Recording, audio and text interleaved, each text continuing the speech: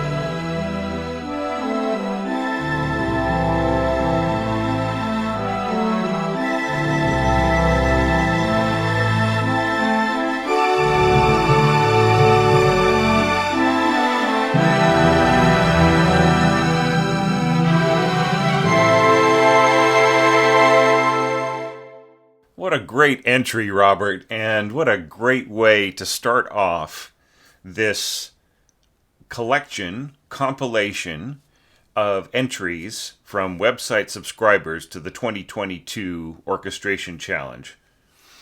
Yeah, I mean, so many cool things to take apart in this.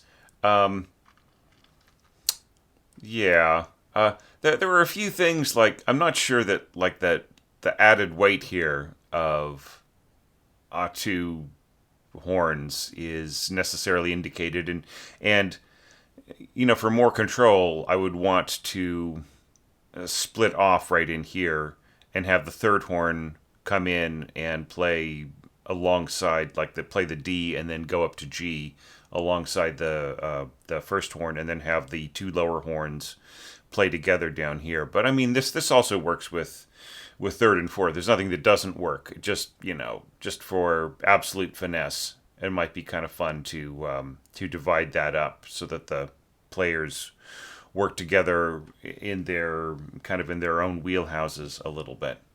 This is kind of interesting, third and fourth playing this, but I would actually just give this to the first and second once again. They are the workhorses of the horn section, so they might as well just cover some of this.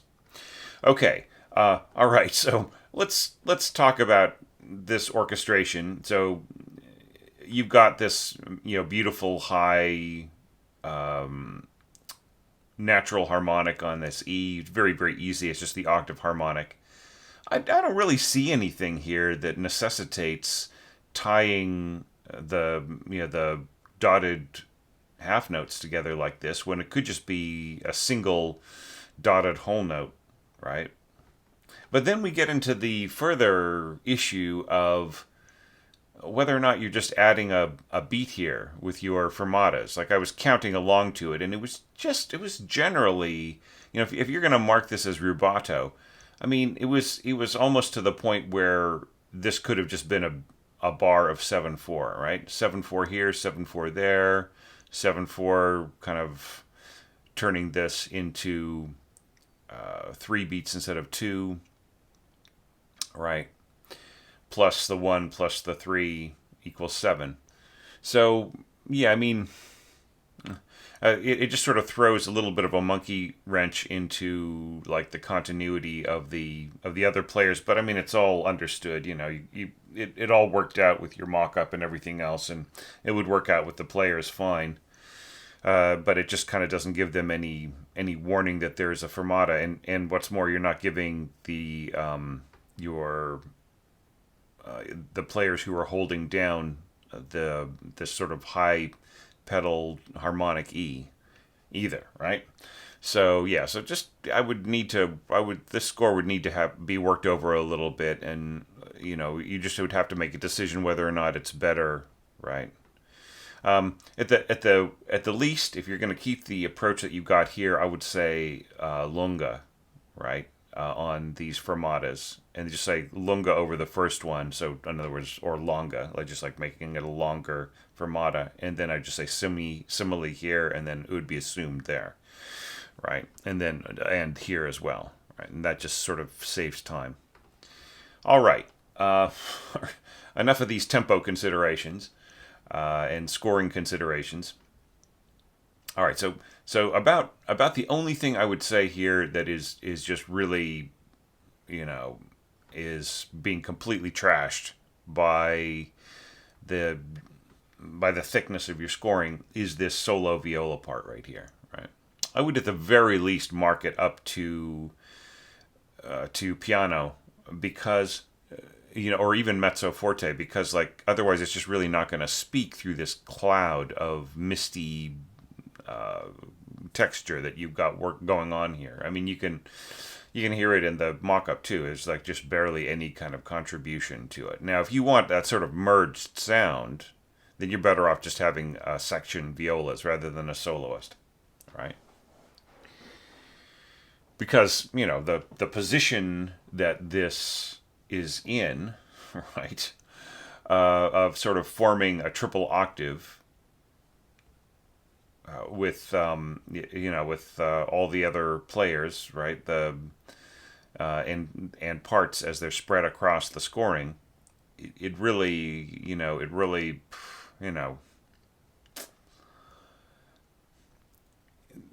it's in the subordinate position, and it's got all that weight on top of it. So that is also going to swallow it, right? I mean, you might be better off with the solo cello here, just in terms of being able to speak out better. Not that I would want to take a solo away from the principal violist in any case, but it's just, with the scoring that you've got here, and especially with the entrance of the horns. I mean, you have to ask yourself, like, how, with this sort of doubled horn part right in here, horn and solo viola, who is going to lose out in this equation? Well, obviously, it is going to be your violist, right? So, yeah, you just have to be careful about that. I mean, yeah, I realize it's not doubled, but at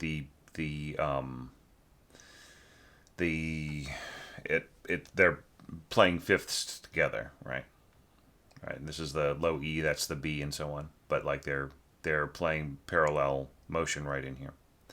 So but just the addition of the horn is just going to take away further audibility here. So I don't know. I mean, this line on the bottom here, it's just really not going to have that much power with a solo viola. So I would say section violas or solo cello, right? And mark it way up. Or solo viola, but mark it way up, because it's just not going to cut through. I would say piano, and I would give it some, a little bit more dynamic nuances just to bring it out of the from just being buried.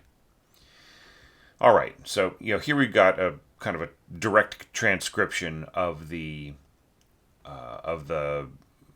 more or less of the melody and accompaniment, right, and the little tracking thirds and so on. in vibraphone, soft mallets. It's a really nice range for the vibraphone, I've got to say. And you've got medium fast. I'm wondering whether or not it would be better to have it slow. I just like when you consider the the sort of circling texture above, right? In your Divisi violins. I mean, do you really want that? I mean, do you really want that, or do you want more like you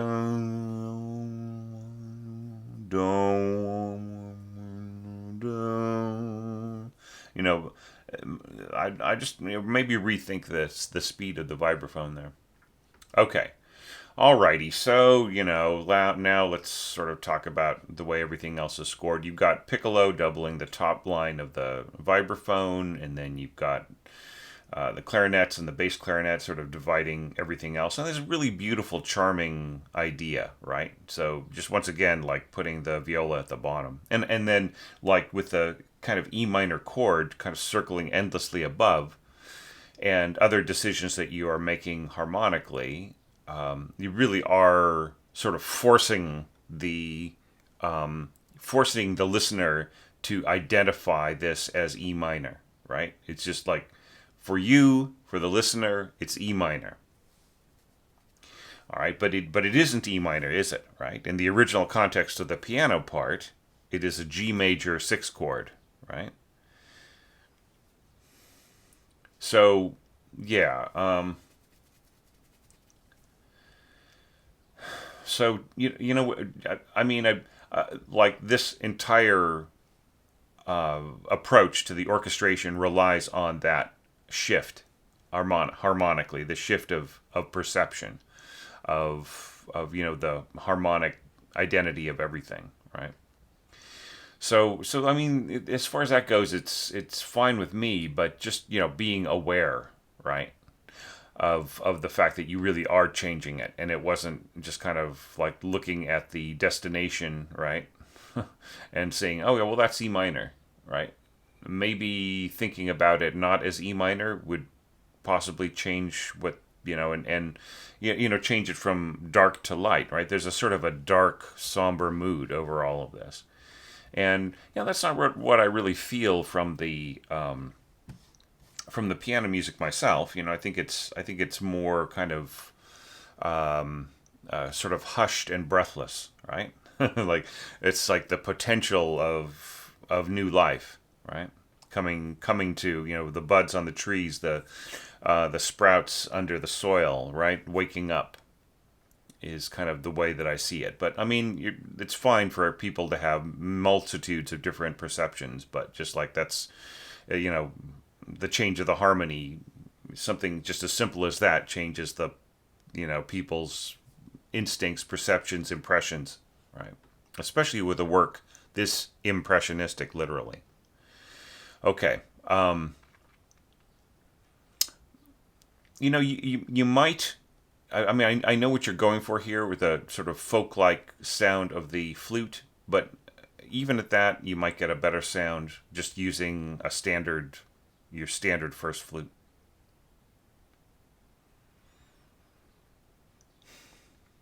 Okay, so now here you are bringing in the so odd two flutes, right? And everything is fine. This is okay to balance. Everybody's playing softly. You have your dynamic notched up a degree, and you have a little bit of extra weight on there with the second flute and so on. You are really trying to not have me say, "Hey, Robert, like you're scoring your flute too low," and it's all working out fine until until we bring in the English horn and the French horns, right? That at that point, this lower flute scoring and the lower piccolo scoring, I would add, just becomes obliterated by the overtones and the strength over adjacent pitches.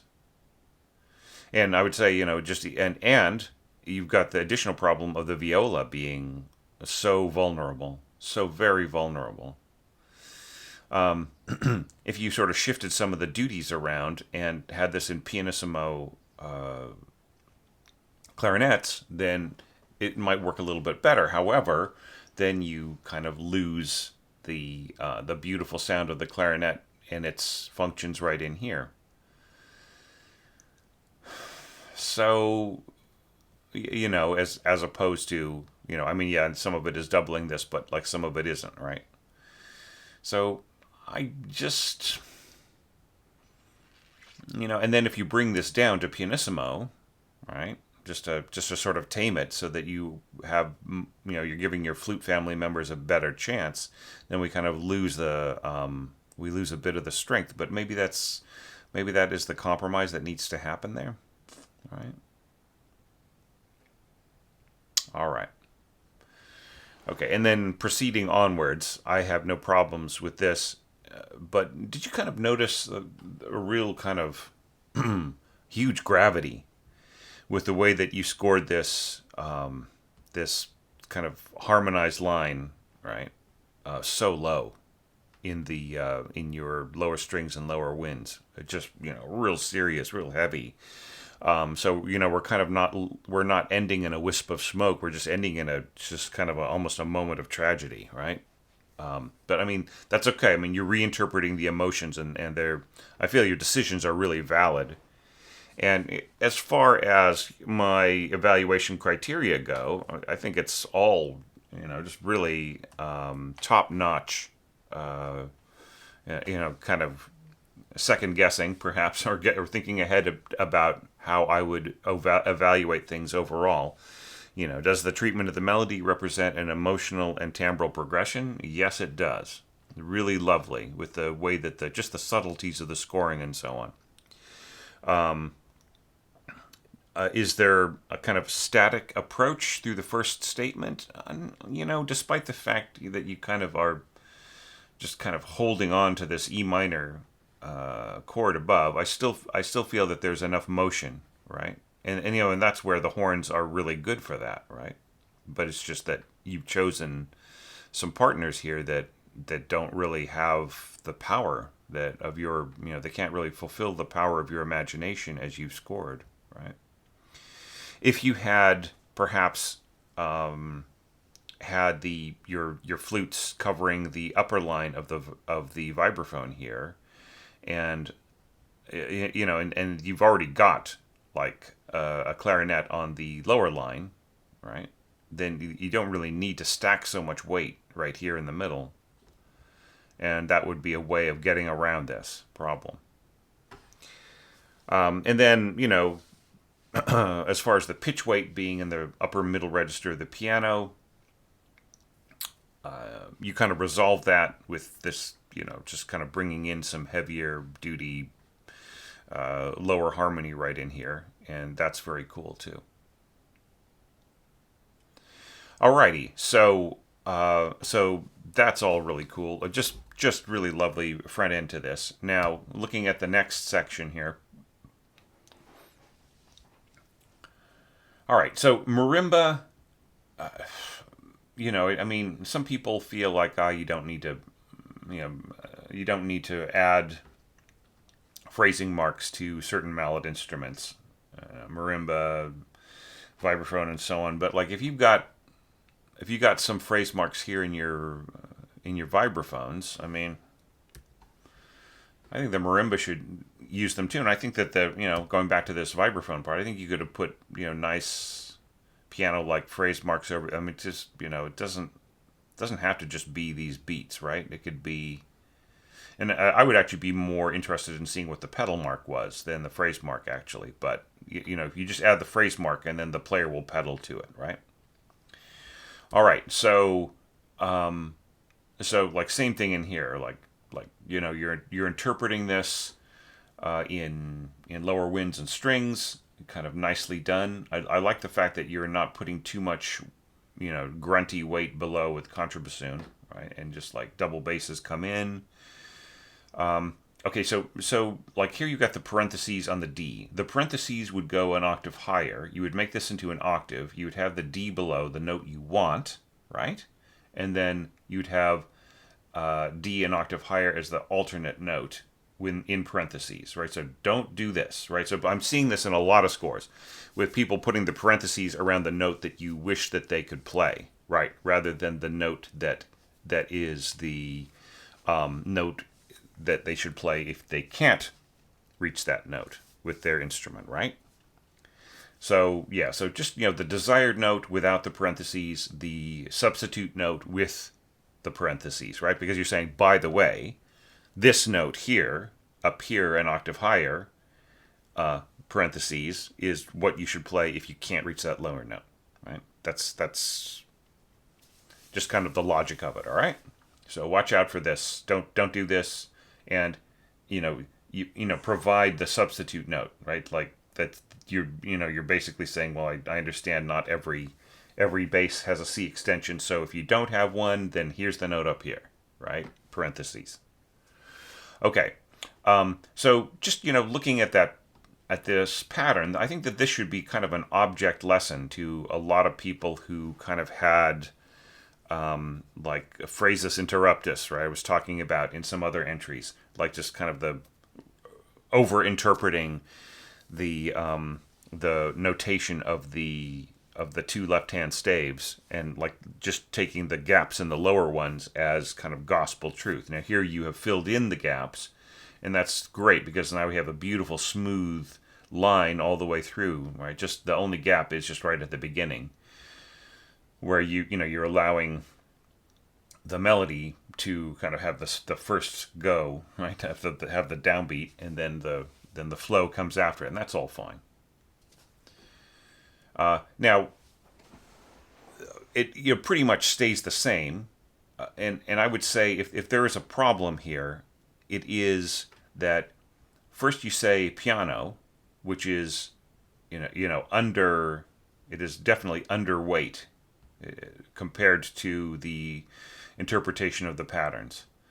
A marimba is twice as soft as anybody else, in the lower strings, so in lower winds.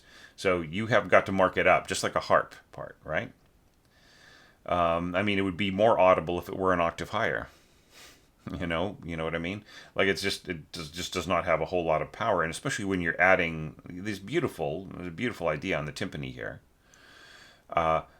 You're adding this stuff right in here that will further blot out what the marimba is doing as an instrument with a punctuated attack, right? But a very soft punctuated attack. But like you don't want to turn it into like a bass xylophone by making it too loud, right? So you just really have to find a good balance in here. I would say marking the marimba at mezzo piano would probably be a good compromise. And then here you're going crescendo to mezzo forte. What do you think is going to happen to the marimba? It is gone. It is gone by the time you get to here, right? At piano with no crescendo. So perhaps you didn't proofread that, but anyways, that's the consequence there, right?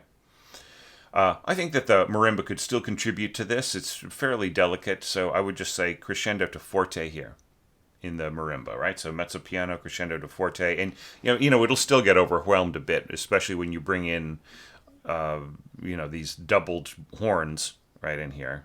But whatever, we'll talk about those horns in a minute. All right, so pretty good approach. Once again, I kind of like the kind of rhythmic momentum right in here and pacing of the timpani. I think that's nice, and I think this roll is very cool too.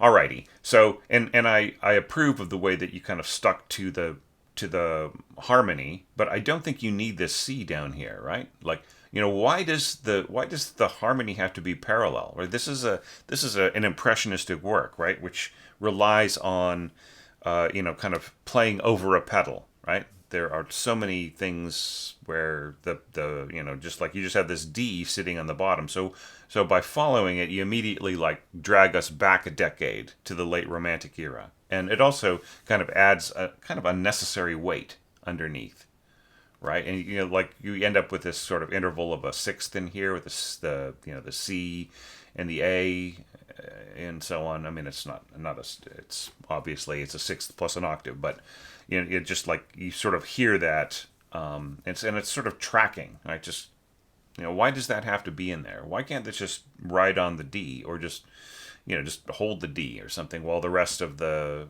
harmony goes and has some fun.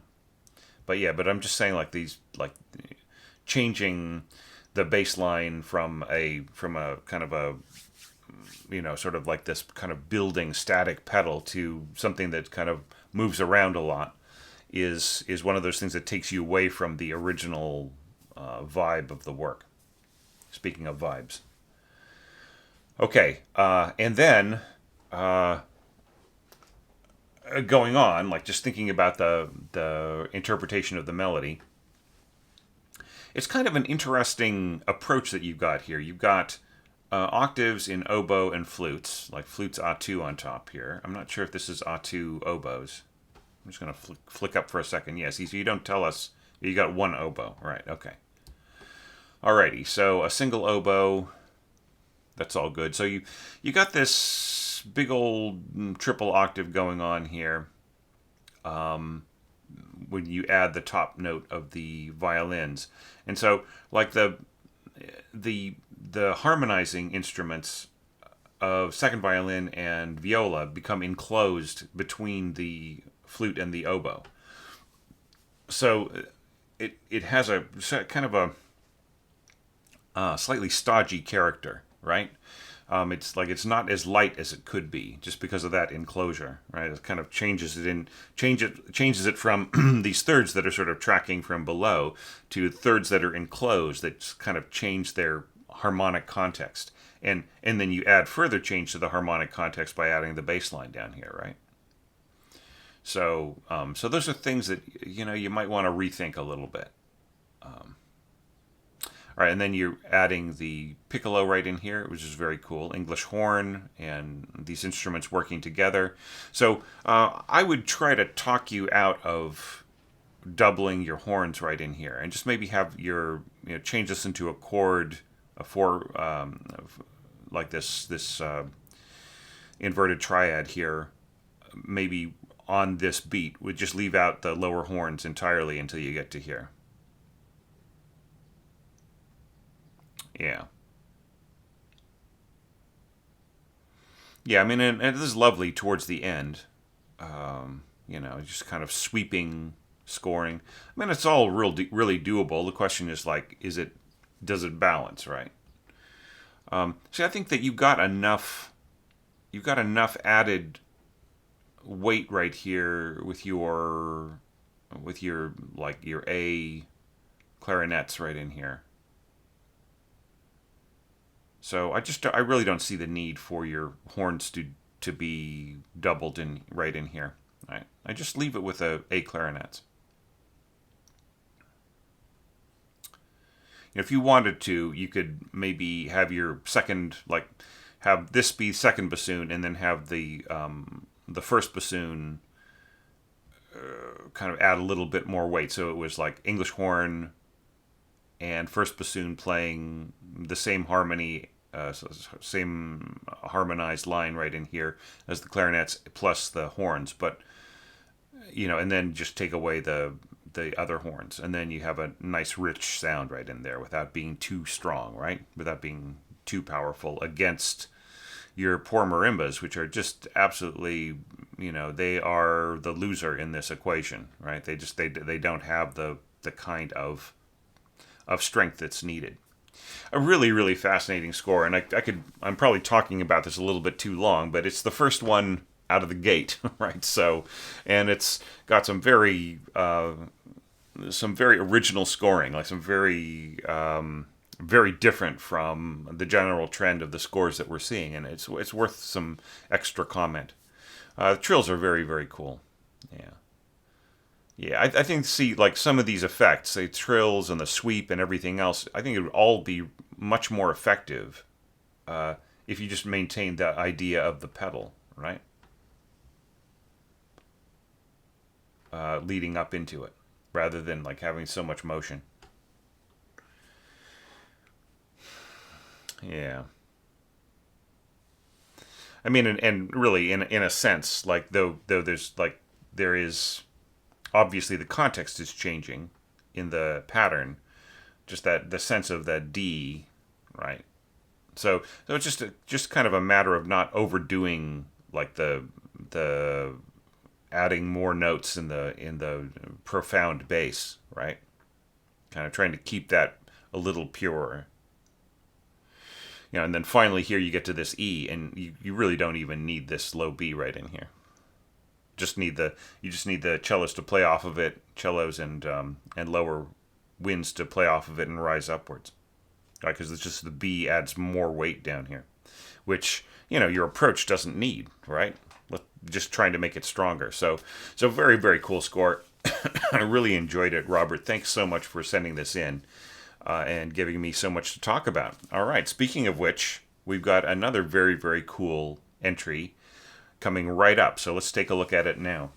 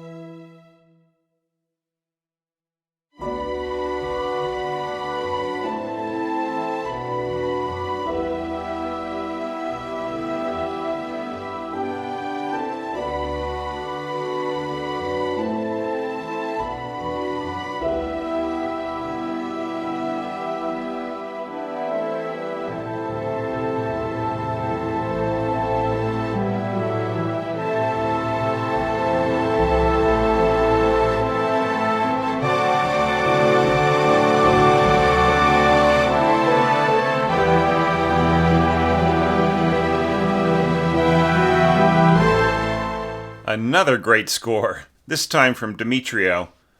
Wow, so much stuff going on there, but once again, really, really ticking a lot of my evaluation criteria off. Like, does the treatment of the melody represent an emotional and timbral progression? Yes, it does. I would say possibly even more so. Is there an avoidance of being static? Absolutely. Is there an avoidance of the problems of pitch weight in the upper middle register of the piano in the transcription? Yes, you add some weight in the bass down there, very beautifully so, I would say. And then, is there clarity of the middle voice in there? I would say yes. I'd say it's pretty nicely balanced. Okay, so there are a few little unnecessary things right in here. Okay, so this whole thing of like saying +4, like plus the next instrument when you add an instrument on after a solo or whatever, that's really unnecessary. Like, yeah, and right in here, I definitely like.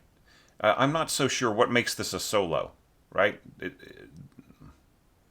I mean, this is a part that sort of suspends the harmony as it rises, right? So it just like adds a note that kind of secures the context below, and then this one does as well. So that's not a solo, right?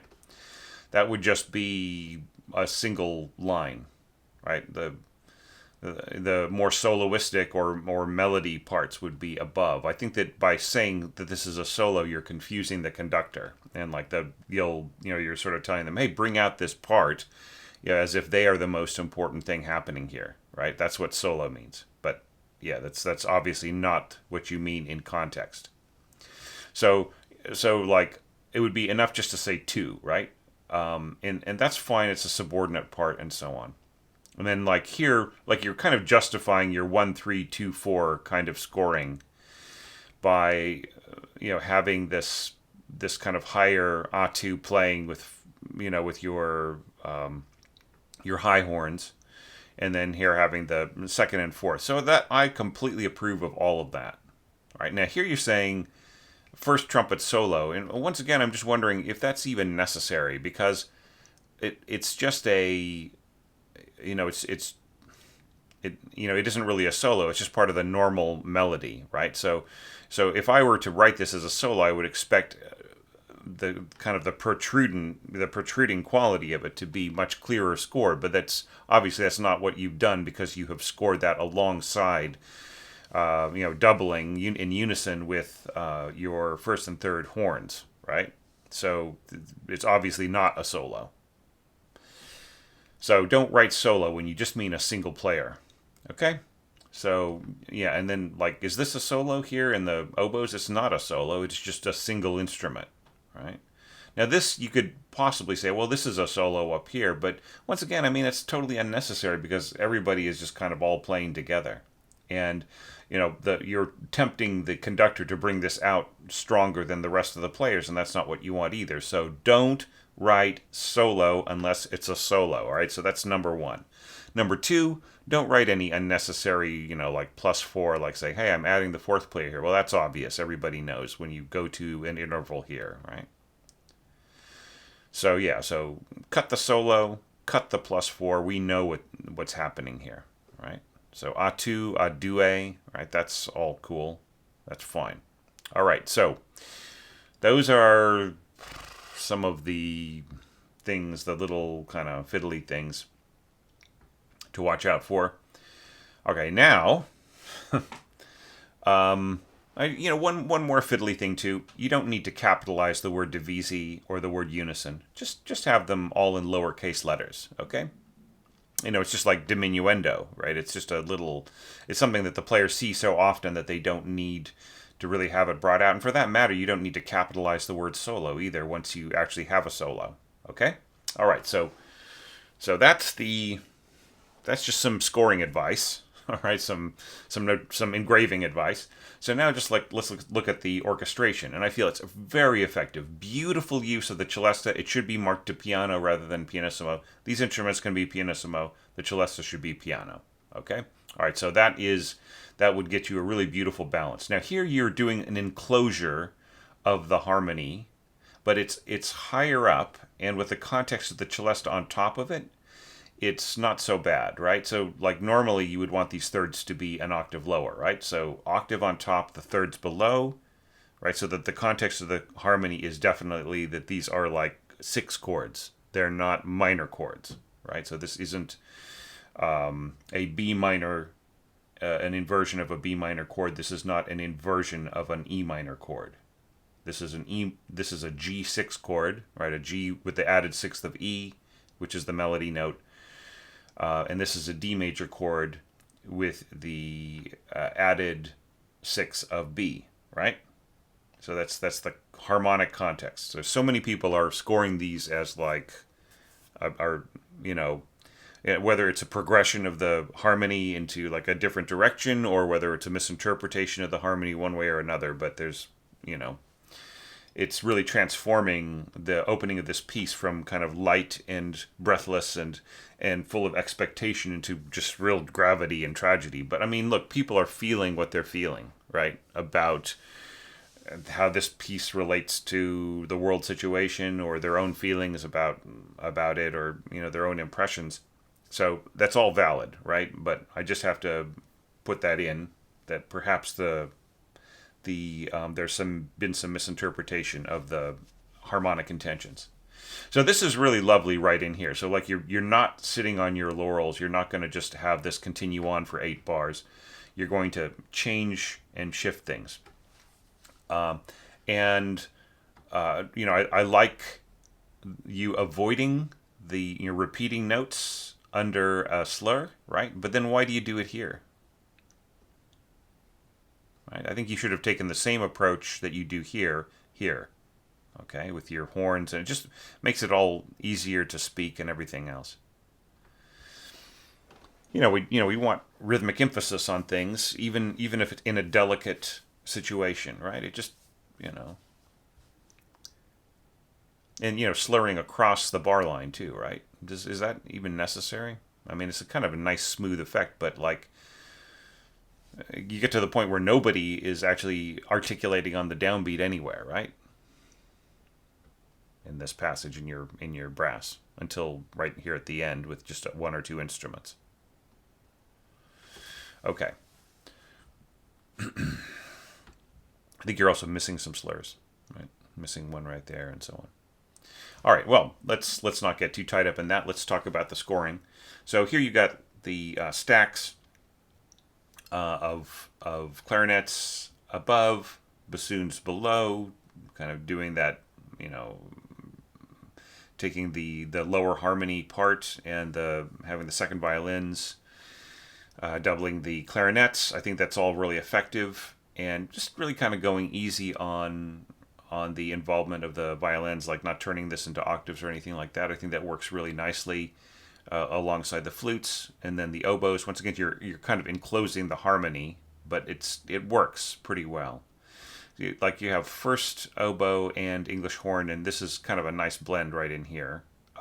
Just the better control, I would say, than otherwise. Yeah, so I mean, so pretty nicely scored, I would say. Yeah, and then like this really reminded me of Ravel right in here, like of some parts of his orchestration of Pavane for a Dead Princess, right? I think that I don't know if that was influenced by that, or there are also some passages in works by Franck or Chabrier that that are or Fauré, right? His Pavane and his Requiem, they're similar. There's similarities in the way that you're scoring this. I mean, I really like there's a lot about this that is just very masterful sounding, just really nice. I would have these pitches right in here rolled, okay, and maybe consider extending the chord upwards just to get a little bit more audibility into it. I think the roll of the harp could be just a little bit bigger right in here, right? But it doesn't have to be very big, very much bigger, but I think you could add a couple of more things. Okay, so then we get to this, this part right in here. And I think this is all just really beautifully scored. I love the idea of soft brass. And like here, notice everybody who I've been slightly scolding about just using crescendo and diminuendo. Notice this. Piano, right? We have a starting dynamic that is clearly marked. We have the crescendo mark. Then we have a mezzo forte, and then we have a diminuendo, and then we have a destination dynamic back to piano and pianissimo, right? So this is an example of using that crescendo and diminuendo in ways that guide the player rather than are arbitrary or kind of nebulous in their meaning. All right, so but just lovely scoring right in here. Second and fourth horn and trombones working together, and the first and second horns and I would not say solo trumpet, just first trumpet working together. And yeah, I mean, there's really kind of a limit to how soft your horns can get, like, because they tend to sort of project. Like, even if the player is really holding back, like, they might end up jumping up to this G and just sort of figuring, well, I like it. Piano for me is just going to shout over everybody else. So why don't I just bring it down to pianissimo, even though it'll be a little painful. So yeah, so like, how soft can it be up there on that G and this F sharp? Well, not as soft, but like in here you got a diminuendo into a high G, right? So these are a little risky, but they're not impossible, and certainly like they're pretty easy for very professional horn players, but it's just not the most ideal scoring. But still, it's a beautiful sound if you can get them to pull it off.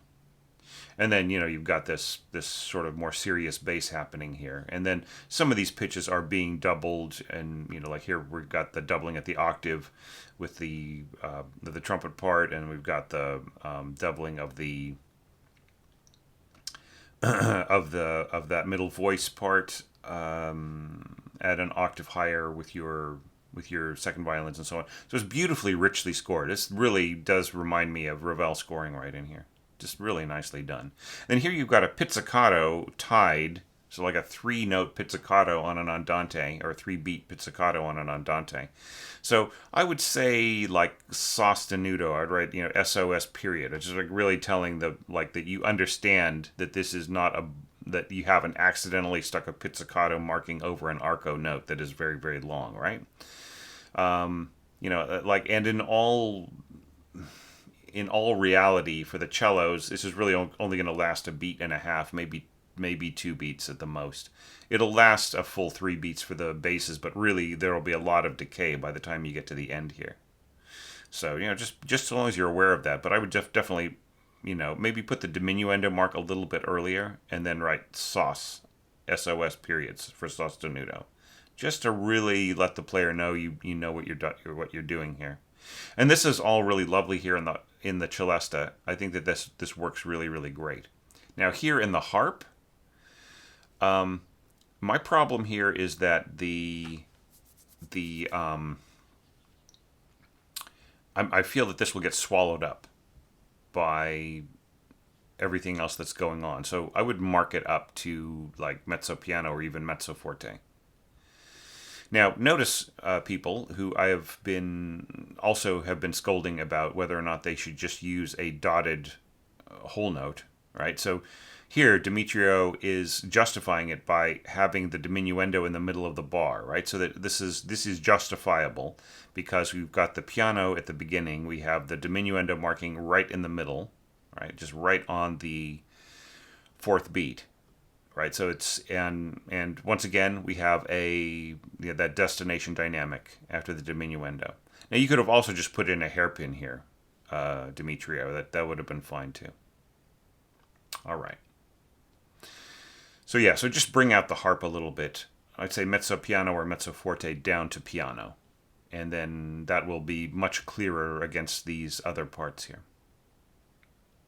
And as far as that's concerned, the celesta could just stay at mezzo forte, I think, or mezzo forte diminuendo to mezzo piano, or forte diminuendo to mezzo piano, I would say, because like this is the weight of the brass in here is just really going to be pretty intense, and mezzo forte or forte for the celesta will be mezzo piano for the rest of the orchestra. All right, well, very cool. So let's turn the page. Okay.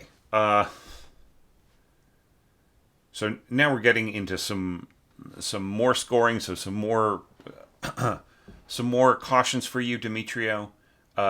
This is not a solo part, right? So you shouldn't mark solo. It's just the first bassoon, right? And then here when the second bassoonist comes in, we know that's the second bassoonist. You don't have to say +2. And same thing here. You don't have to say +1. You just say due, right? A2, right? Is all you need to add there. And you don't even need the split voice here. Just continue on in first voice and just say A2, right? Or if you really want to, like if you really wanted this, you should have added a second voice rests underneath the first voice. But like there's just no need. There isn't even a need for that, right? You could just go to a due. All right. And then, like this harp right in here, it's gorgeous. I think I'd like to see some roll marks. And you can even take certain parts of it up an octave to make it more audible. Yeah, and then right in here, this harp scoring is just going to, with the density of information that you've got here, the harp part is already going to be too hard to hear right in here. So, once again, take it up an octave or mark it louder or both. Probably would even be better. So I would definitely say if this is all pianissimo, the harp should be piano or even mezzo piano, right? And by the time you get to here, this harp should be forte, right? And it should share the, it's the weakest instrument in the orchestra. Why is it not sharing the crescendo marking? Anyway, okay. Now this is really strange, like the way that your your tremolo beams are offset to like the stem. So I wonder if this is probably a Dorico score. So like maybe this is something you need to adjust in Dorico. Maybe the default is to sit over the stem, and so it kind of doesn't know that it should be centered. I don't know. See, that's not a problem in Sibelius, but I mean, yeah, I mean, there are so many problems in Sibelius that Dorico solves that, I'm not saying that one is better than the other or that Sibelius is better than Dorico by any means. But I mean, it's just something that's not a problem. Right, so yeah, so you don't need the +1 here, you don't need the +2, you don't need the +2 here, you just need to say adue here, right? Okay. Yeah, this is kind of fun, the half bar, that was great. Because yeah, this is an excerpt, right? So this is absolutely beautiful, perfect. And you could have also had an invisible bar here too, just like kind of cutting it off. You're showing me the destination of your where you're going with your harmony and your scoring and everything else. I think that's fine, perfectly legitimate. So now let's go back and just like actually look at the actual scoring. So this was actually done in a this approach was taken, was sort of like alternating chords above over like the bass, the flowing bass, right? And I think it's a very effective approach. However, Dimitrio, I have to urge you to really watch out about adding gaps that that are in parts there is a gap in the bottom staff of the piano part, right? And those gaps are because the left hand is reaching over and playing these this idea here, right? So it's going, so the hand is flowing and it's playing, and then it reaches over and it goes ching and it just comes back, and it reaches over and goes ching and it comes back, right? So, but just because those rests are in the left hand, it doesn't mean that you have to add them, right? And this is one of the things that was in the Pitfalls video, right? Just talking about the continuity of the left hand being really important. So I just feel that this is completely unnecessary. I think that these pitches could join up with something similar and harmonically to the second violins, maybe an octave lower, or just kind of alternating over the similar harmony, right? Is just because I think these interruptions are just, they interrupt the flow, right? Why not just have this beautiful swooping, there's like as opposed to rest, you know what I'm saying? It's just like it's phrases interruptus once again. Right, so get rid of that gap. Right, there's just absolutely no need for it. I mean, look at this beautiful thing right in here. So if this is here, then why have a gap here? It just doesn't make any sense, right? So just really be careful about artifacts from the piano score, like suggesting that you do things with your scoring that obviously are not there when you listen to the piano part, right? Which is why I was really, really stressing that people, really focus on the sound of Violina's piano score and scoring to that as much or more than the piano score. All right. So right in here, I just noticed something else. I really should have paid attention to this. There's this, so and that is a 3 solo. Okay, so you got to get rid of the 3, and I think that the better person here to lead this group of players is the first rather than the third. Okay, so just add on the third here with adue. Okay, alrighty. All right, so, but let's get back to the scoring. So I feel that this actually works pretty well, and I really love the way that the line reaches up to the middle voice, right? Da-da-da-dum, and you have the bass clarinet taking over. Now, being aware, of course, that the bass clarinet is going to make this, make the doubling with the cello like a little bit more serious, a little bit more woody sounding, as opposed to the kind of richer sound of the doubling with the bassoon. Yeah, and I mean that the slurring is a little Maybe this was supposed to go across 3 beats here. I think that you could actually have the slurs divided a bit more regularly, like you could have half a bar here of slur and then another answered by another half of a bar there, right? So just like down bow, up bow, down bow, up bow. But I mean, this is actually also nice, have a nice long down bow and then a couple of, just dividing this a little bit, and then the player can recover their bow, so they could go down, up, down, and then recover their bow, and once again go down, up, down. So you kind of get these do kind of ideas. But so like no big gripes about it, and it's going slow enough. You really did bring the tempo down. Yeah. All right, so that's the middle voice, and then you have these little touches of bass, right? And once again, like just like the last entry, you're really changing the context, right? And I'm not really sure if your intentions are correct. Here you go BE, and here you go BD, right? And this E is not in the original score. So I'm just wondering if you were, like here you have E against an E minor chord in the harp, and here you have D against an E minor chord in the harp. And then all the other scoring is exactly the same, right? So maybe this should be a D like it is in the piano part, right? D, right? This everything is suspended over this pedal D, right? So the D is just kind of everything is like changing its harmonic context over the kind of idea of the D not really necessarily being D major, but being like the overall connotation of it being the dominant of the underlying G major tonality, right? So like it can serve as the root of a D major chord, right? In this case, D, and then we have the D thirds, and the B on top is the added sixth, right?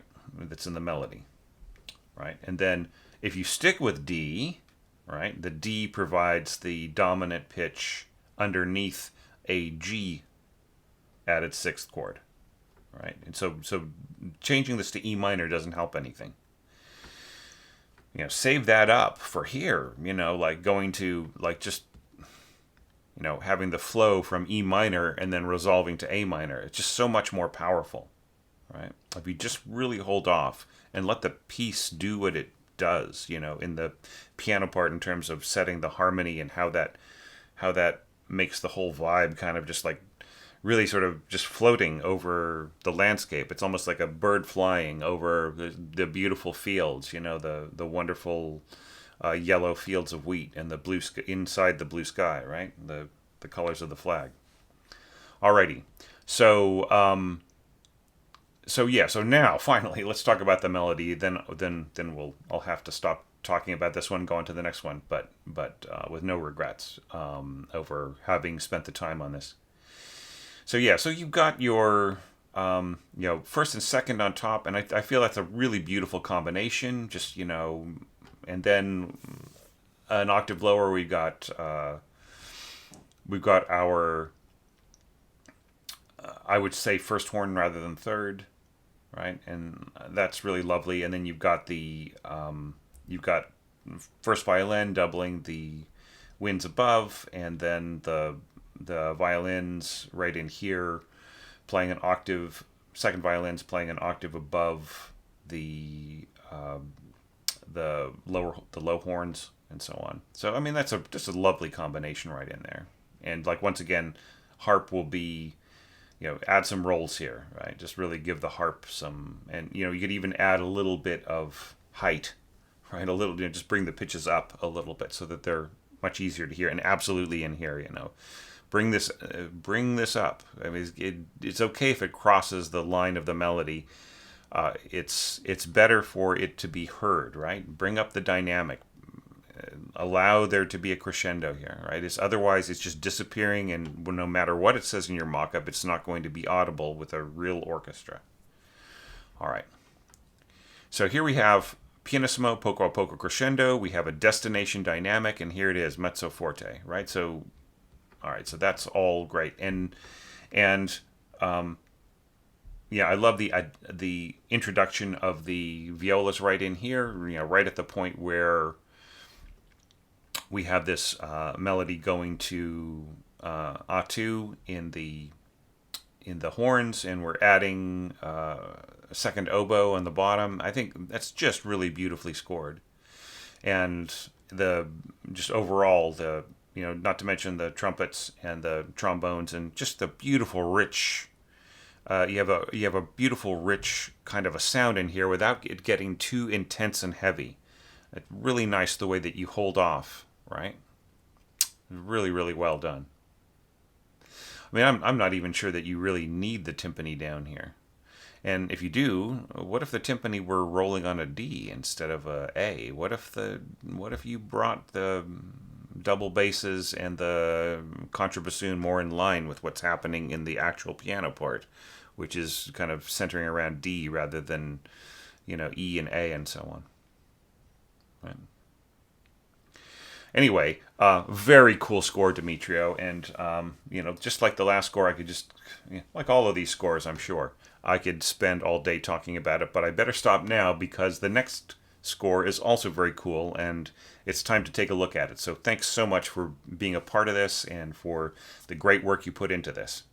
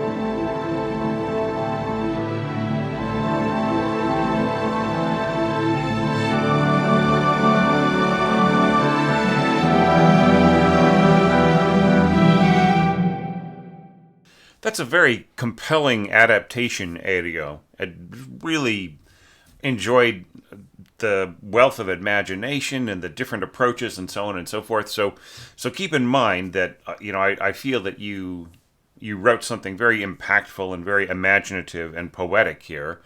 And even though I'm probably going to suggest a lot of changes and give you a lot of feedback, don't take it the wrong way. Don't assume that that I did not enjoy your score. I thought it was just really wonderful. And the third score in a series of scores in this compilation, that are really living up to a lot of the goals that I set for this challenge. So let's talk about a few things, all right?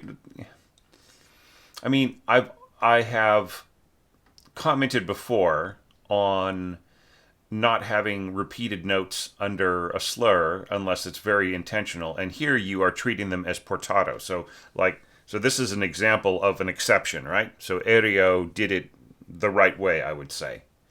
And I would, you don't have to slur into the downbeat either. You could have just had a separately articulated note on the upbeat and then portato across, right? And they could all have tenuto marks, right? So it would be like a kind of a sound to it.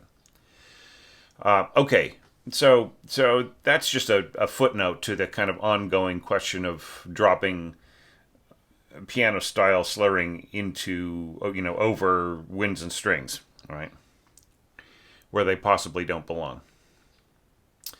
There are some other things too, some other issues, like you see this dotted whole note tying across here.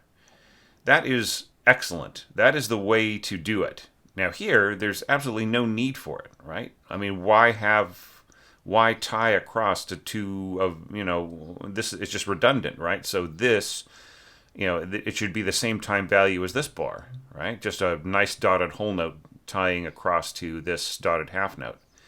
Now, if you had something in the middle here that absolutely needed, it was very important to the music. For instance, maybe if diminuendo started exactly in the middle of the bar for all parts, and you just really wanted to make sure that somebody holding down a long held pitch would start to diminuendo in the middle, right? That would be the case, which we saw in an evaluation just recently. Okay, so now there's a further issue which I'm seeing coming up more and more and more and more, and excuse me if this is starting to sound like a broken record, and that is that the harmony at the beginning, it isn't sad, right? It isn't minor. It is suspended. It's a kind of a, it's an attempt. It's a kind of an impressionistic attempt to not really commit to, too obviously to a tonality, and it's misleading everybody, right? It's misleading a lot of people into thinking that this is a B minor chord and that this is an E minor chord, but it's not, right? This is a G chord with an added sixth, right? In the context of how it's played, how it's written on the piano part, right? So the problem with the approach that you're taking with this Ariel is that we lose the sense, that kind of wonderful sense of impressionistic ambiguity, right? By really committing to a really obvious B minor and then E minor, right? It just really makes things very serious, where in the piano part they're kind of very light and floating, right? The piano part really kind of floats through here and then doesn't really commit to E minor until you get to the end. But then on the next page, we see some of the same problem. What is the lowest note in the left hand?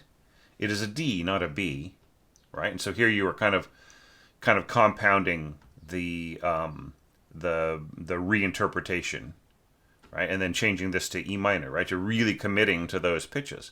So, once again, like where this is very beautiful and lush and romantic, it is very nicely late romantic. It isn't really impressionistic, right? Because of that treatment, the reinterpretation of the harmony. Okay, so normally I wouldn't talk so much about harmony in the course of orchestration, because I just really like to focus on the scoring and what works and what doesn't. But I feel that once you commit to a certain reinterpretation of the harmony, such as we did here, it changes the entire nature of what feels right in the orchestration, right? So, all right. So, as to what works though. We have some dynamic mixing in here, right? So, Ariel, I want you to rethink how you consider your dynamic mixing, okay? It shouldn't ever be done, within the same section. I'd say really avoid having a situation like this where you have wind players, one of whom is mezzo piano, the others are piano, and then one of them is pianissimo, right?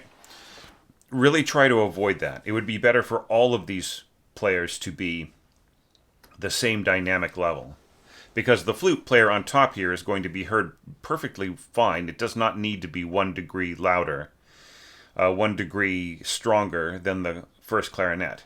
It does not need a mezzo piano. It would be better for it to be piano, and it would be better for this to have more nuances to it, more push and pull on the dynamics within the dynamic of piano.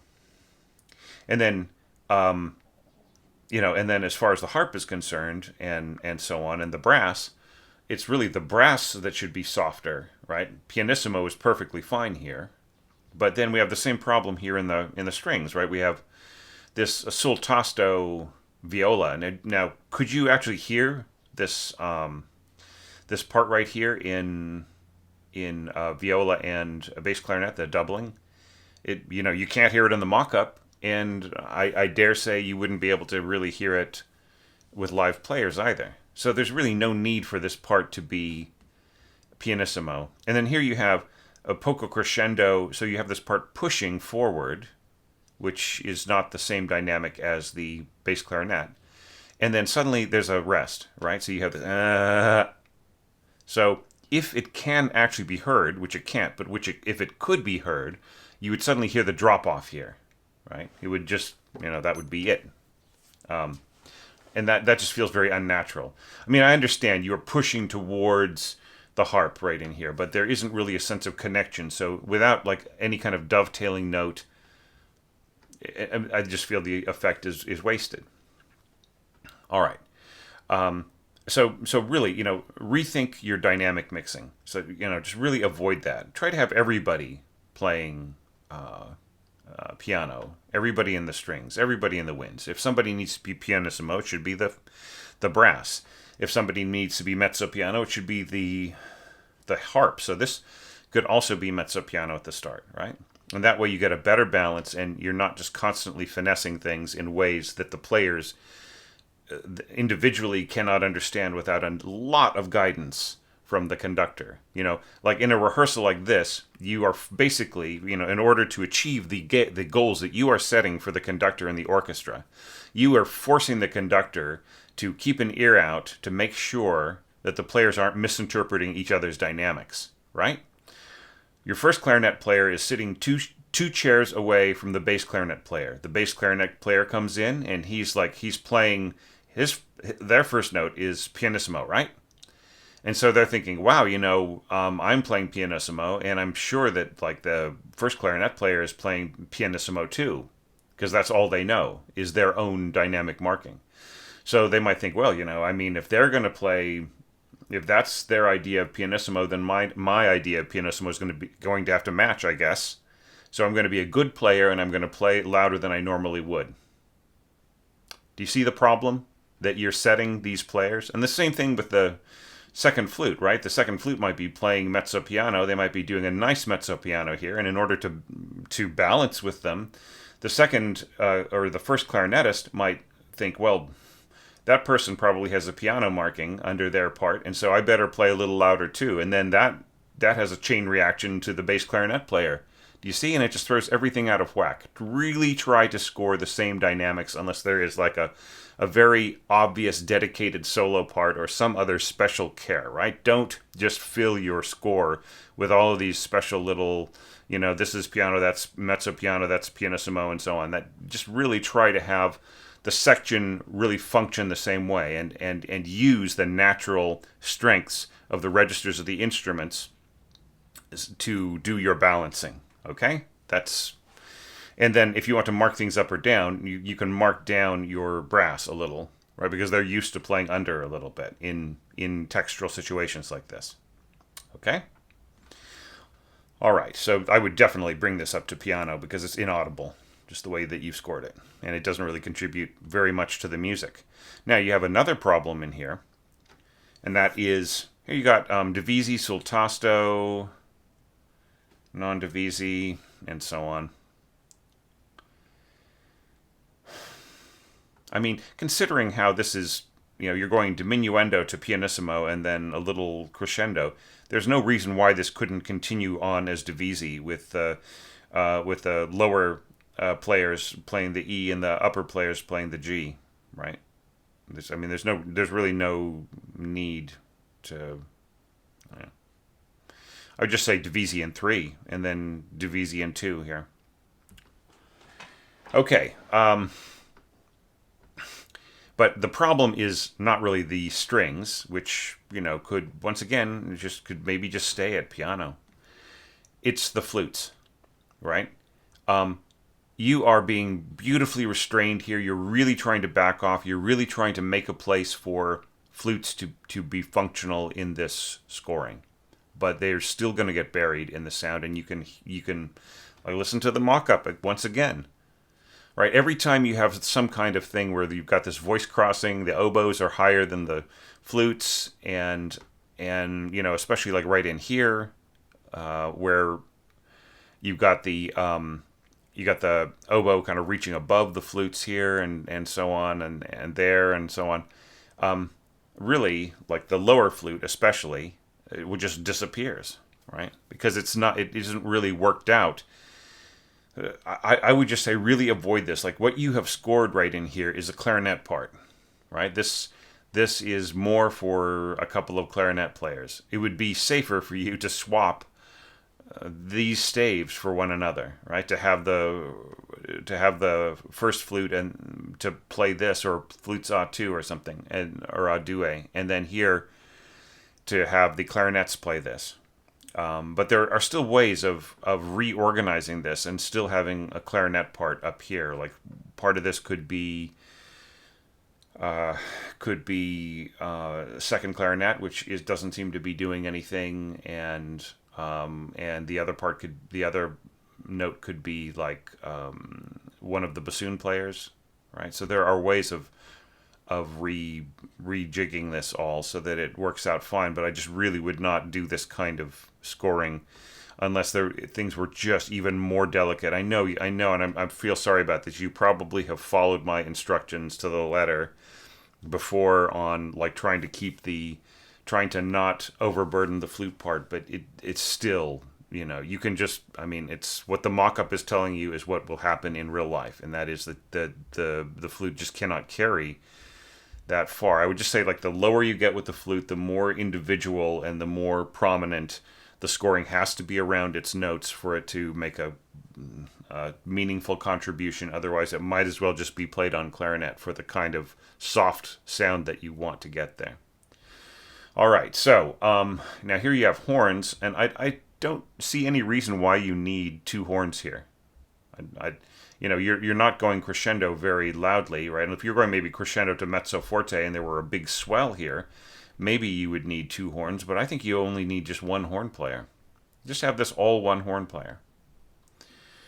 Especially since you have kind of like you want this harp to come out, right? And you're just adding more tone weight to this thing right in here, which is like, here's the middle voice part, right? And this pitch right here is the same as this G, and it sort of suspends the harmony as you have the reaching upward in the middle voice, right? And then this this sounding A as well gives context to the remainder of the bar. So to say A2 with your horns, you're just adding so much weight compared to the bassoons. Better to just have a single horn player, okay? And, it's the kind of thing where it could be the first player, it could be the second, right? The second almost treating itself as like a low horn to these horns here, right? To these imaginary horns, which are actually bassoons. All right. But other than that, I really like the intention here and the general scheme of the scoring, and these are all things that we could be easily tweaked, easily fixed. So like the idea of the scoring is really, really nice. I would say one thing right in here, that the celesta scoring is just way too low, right? What does it really contribute against this much motion in the winds, right? It just really disappears. It would really be better if it were higher pitches, especially because, you get this kind of thunky sound in lower notes. Anything below middle C in the celesta has a kind of a thunk sort of a sound. It doesn't matter how soft or loud you play it, because celesta doesn't really have much of a dynamic range, right? So here's saying mezzo forte and then piano. So it'll really be more like mezzo piano and then piano, right? As loud as you can play on a celesta is mezzo piano compared to the rest of the orchestra, and as soft as you can play is piano compared to the rest of the orchestra. It's a really small dynamic variation within the instrument itself. All right, but yeah, and the harp part. I like this right in here. I think this would be very audible. I think this. Yeah, so long as you cut down one of your horn players and the timpanist does not play too loudly, the harp has got a chance. But I would have as many chords rolled as possible, just to kind of bring out that sort of blum. It avoids getting absorbed into the beat. And then this stuff right in here, it might as well just be pizzicato, right? Unless it were an octave higher. But the general intention of the scoring and the the overall textural plan is great. Just to go over my evaluation criteria, does the treatment of the melody represent an emotional and timbral progression? Once again, yes, it does. You progress the texture, right? And we're adding emotional meaning, and you use your reinterpretation of the harmony as well in that regard. All right, the motion is pretty slow. It could sound static with the same approach throughout. That's also not a concern. The pitch weight being in the upper middle register of the piano is also not a concern. Treatment of the middle voices having some independence and clarity, that's also sorted very nicely. So this first page is absolutely great. And now, kind of going on to the next page here. So here, like, everybody is pianissimo in the winds, which is great. Exactly right. And then you've got a pianissimo tuba part. I feel that this will all balance really nicely. And then pianissimo timpani, it's all great. And then, here you're sort of bringing out, like you have mezzo piano in your first violin and your cellos and so on. And that's totally unnecessary. I would say that, I would say that it would be better just to have piano cantabile in all the parts, right? Because everybody is going to balance beautifully.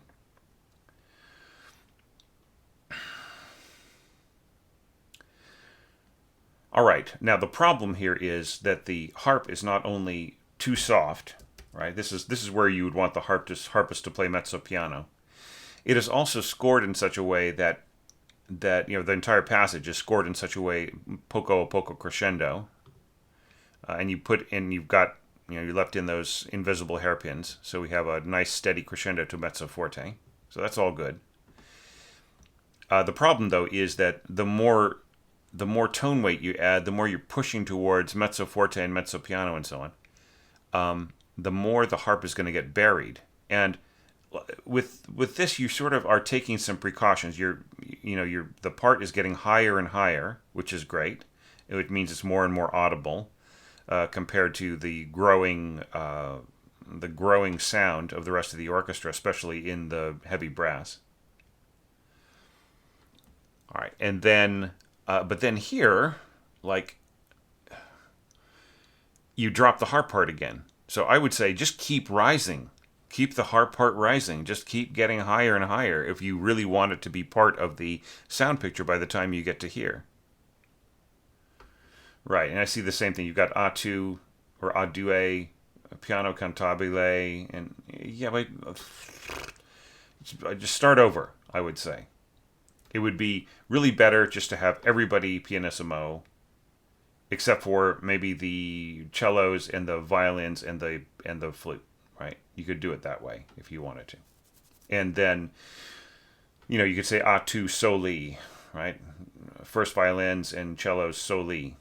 It's a really great idea, by the way, that just that lovely soaring sound of the first violin and the cellos working together in this beautiful octave, and then having them doubled by A2 flutes on top, and then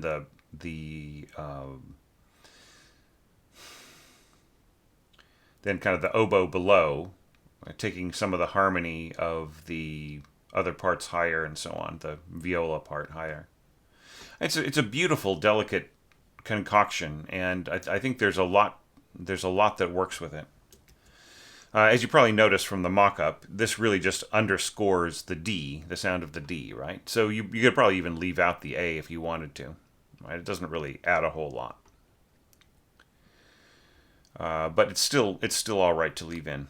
And I mean, one thing I just didn't mention before. Let's back up just to talk about this. You have alto, tenor, and bass trombones, right? All right, so here you would want this to be A and then T period, right? It should look like this, right? Just because, trombone by itself. So just watch out for that detail, okay? If you want to bring alto trombone into your score. Now, just to go up again, yeah. See, like, you don't really you don't really justify the use of the alto trombone here, because there's nothing about this that couldn't just be played just as nicely on tenor trombone, and it probably would be if you got a reading of this. But if you were, say, to have used that tenor trombone to, say, double the melody from an octave below, right? Like double the melody and the, like, say you had your cello and your alto trombone playing unison together, that would have been a great sound, right? And not necessarily shouting over the cello if you balance the dynamics. Yeah, and once again, with like reinterpretation of the harmony, we're going from B minor to E minor, B minor to E minor. That's not what happens in the score. What happens in the score? There's a D under there, and the D is saying, D giving information to the chord so that it is a D major chord with an added sixth of B, and then the D continuing on. D saying this is the 5 of the G major chord, so it's like you're basically creating like a 6/4 harmony above it, right? Okay. And that, once again, that gives us the feeling of suspension, kind of floating over things rather than just settling on a pitch too easily. But still, I mean, like, all that aside, it's very, very cool to have like these low trills in the bass clarinet, and the and it's a very cool interpretation of the bass line, just really keeping things flowing, and having your contrabassoons and so on, and bassoon going over this pattern right in here.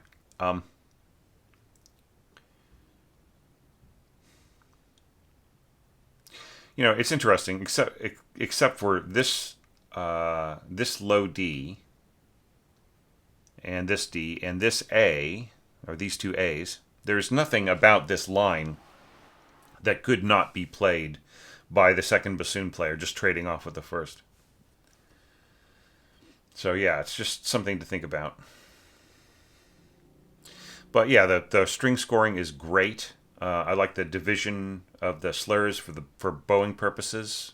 It's really, really nicely done, and I really love the nice long slurs in the winds, and yeah, I just think it's really nice scoring in the we're seeing something similar in some of these scores now with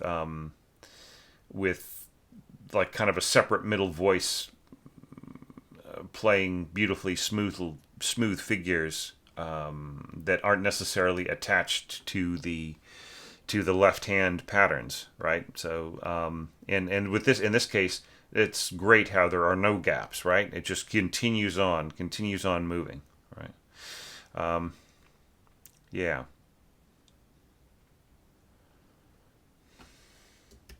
So yeah, so I think it's really beautifully scored. I think it's what I might call exquisite if I were reviewing it. It's just very nicely done, Ariel. So yeah, so I mean, there are so many great entries. Let's move on to the next one now. But I just want to thank you so much for the work that you put into this and the imagination. And once again, just an excellent effort. So think about some of those things about overall balance and not doing too much dynamic mixing. Just really trying to have the sections work together dynamically, and maybe balancing a little bit between the overall sections that are stronger, like the brass versus the strings and winds, right? Rather than different wind lines and string lines versus each other, right? But otherwise, great job.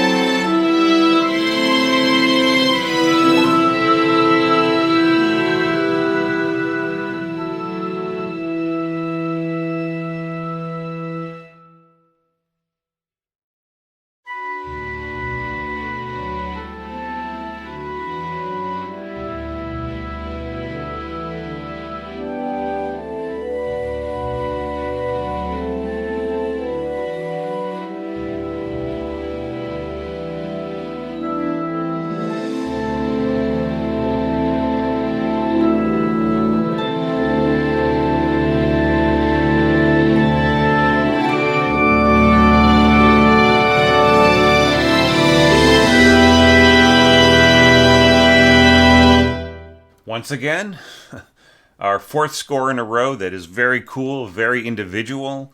Yeah, ticks a lot of the boxes on my evaluation criteria, and there there are a lot of little fixes I think that this score needs, but there's no question that there's just a beautiful imaginative approach here. So let's just take it from the very beginning. Okay, so you've immediately set yourself a big problem here. There is nothing wrong with having clarinets playing over the French horns. But when you add the flute as the middle voice, right? This is the softest register of this instrument, and it gets progressively softer as it gets lower.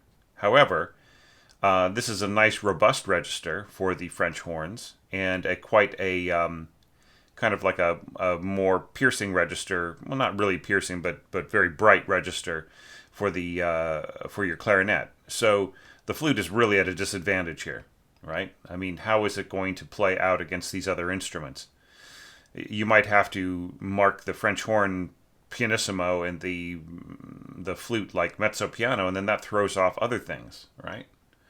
So it really is I mean, what would work better right in here and maybe have a bit of flute-like quality could possibly be the English horn, right? The English horn can, when it's in conjunction with other instruments that have like more of a square wave sound, like flute or clarinet, it borrows some of that quality into itself, even though it is a sawtooth kind. There's something about the timbral quality of the English horn. But, flute right in here, it's very out of balance. The players would really have to work on this, right? And then here you have this bassoonist playing, notes which are, they're easily playable, but against the trumpets and the oboe, right? So here the bassoon is going into register where it is kind of it gets thinner and thinner as it goes up. From the E, it's a little thin because of the tenor register, and it gets even thinner when it goes up to the A. And here the oboe is a beautiful optimum register, but everything is in danger because of the B flat trumpets right in here. Playing muted, so the mutes will tend to absorb a lot of the color around them. And while it's nice to have a little bit of a thickening agent here with the bassoon, it will tend to get eaten up by the sound of the trumpets. In fact, the trumpets will also, their overtones will also bury the oboe a little bit above them, right? You probably noticed that in the mock-up, right, where it's really just feels like it's all about the trumpets there. So, once again, you've set yourself a trap right in there. So I don't know exactly how to solve that. I mean, once again, this could be English horn right in here. You could thicken up the oboe part with maybe, here's where you could put in first flute, right? Now, there's a few weird things about your notation in general. Like, here you're telling us that this is first flute, and you're telling us that this is first clarinet. Great. So why do we need the second voice rest, right? If we have this little marking here, this little reminder here, who the player is, then we don't need this, right? It's just a distraction. You end up with having to put your dynamics on top and the stems going up and just really using a lot of vertical space when you don't need that. The conductor is perfectly fine with just reading. It just says 1 here, so that's going to be first flute for the entire page, right? So you don't need any of this second voice rest stuff, all right? You don't need it. Okay. Yeah, and then here you're saying oboe 1 and English horn. So, I'm jumping ahead here. I'm not seeing the English horn change to oboe 2. And I'm not seeing the horn marked as changing to oboe 2. So there's no need for this to be oboe 1. It should just be oboe, right? And I don't think you need the sub bracket unless the parts split, right, into 2 separate staves. So you leave out the sub bracket. It's really not necessary. Like, here it's necessary because you have the whole section, the whole horn section playing across these two staves. Great. But, there's what do you need the sub bracket here just to indicate that there's more than one person playing? I don't think that engraving standard is worth pursuing. It's just more to look at, right? More to keep track of. Just leave it out, It's fine. All right, so let's continue onwards. All right, if these textural approaches work, they would be great, right? I just don't think that they quite work or balance right. Now here you're adding the flute to the oboe. That's great. And you've got English horn at an octave below, along with your first clarinet. Once again, you don't need the second voice rests. If you're telling us this is clarinet 1. And then you've got these sort of suspended notes in second bassoon, kind of carrying forward, and across the French horn part, and so on. So yeah, I think this is pretty cool right in here, and yeah. So like the sul tasto, it's always kind of fun to use a different timbre, a different that different kind of approach. But I'm not so sure that it will necessarily what will it? I think just using the horns right on top of the strings the way that you are here, the unique quality of sul tasto will just get eaten up once again by the horns. It just really will devour anything that is different about it. So just watch out for that. Now, here you're saying you're adding the incomplete slur to the timpani. Just say how long you want it to be, right? This is less information than if you were to score this, say, like as half notes, and then say piano sostenuto. I think that would just be a lot easier to read, play, comprehend, whatever. Here you're just saying like don't damp the sound, right? But like that's not really what the timpanist wants, right? They want to know how long the sound is, like exactly. But it's fine to score it that way, but it's just kind of once again a bit unnecessary. All right. So from straight mutes to open trumpet, and like, did you notice in your mock-up just how powerful that sound was all of a sudden, right? And once again, you're progressing the texture, and it's beautiful. Like each little group of phrases tells a different emotional story, right? So, just really be careful about dropping really long piano-like phrases over winds and strings, right? This ends up meaning that these notes should be played like in a sort of softly connected legato, but you are leaving it up to the player. You're not really. I'm not sensing just with this repeated idiosyncrasy. It just feels to me like people dropping slurs over their winds and strings from the piano part and just not really thinking about what the consequences are. I would avoid this kind of scoring unless I was really determined to tell the player what to do under the slur, right? Repeating notes under a slur. There's an obvious approach, and then there's like portato, and there are a few other different things that could happen. You should be the one to decide that, not just dropping this in like that. Slur over repeated notes, right? Yeah. All right. I love the harp scoring in here. Keeping the pitches higher. I think that is strong. You could even go higher. Okay. Yeah, and then so flute and trumpet and octaves, and here you're really adding quite a bit of weight to the middle voice. And I really love this, like kind of soaring upwards and then just holding on to it instead of, going da da da. Right? That's such a cool. This is the first I've seen this in one of these entries. I think it's very effective. And then the same thing here. Really, really nicely done. Okay. And then horns coming in. Yeah. So look, I mean, like one other thing to think about, Ian, is like how few of your downbeats in any of these bars actually has any kind of articulation in it. Like, I mean, there's one here, right? But like who's got the downbeat, right? This will be one player's raised hand at what bar, whatever. That if there's any kind of confusion. Now, like you're providing a little bit with the timpani here and so on, this roll, but everything is slurred across the beat pretty much. Aside from that, like maybe a couple things on the harp. So, I mean, is that what you want?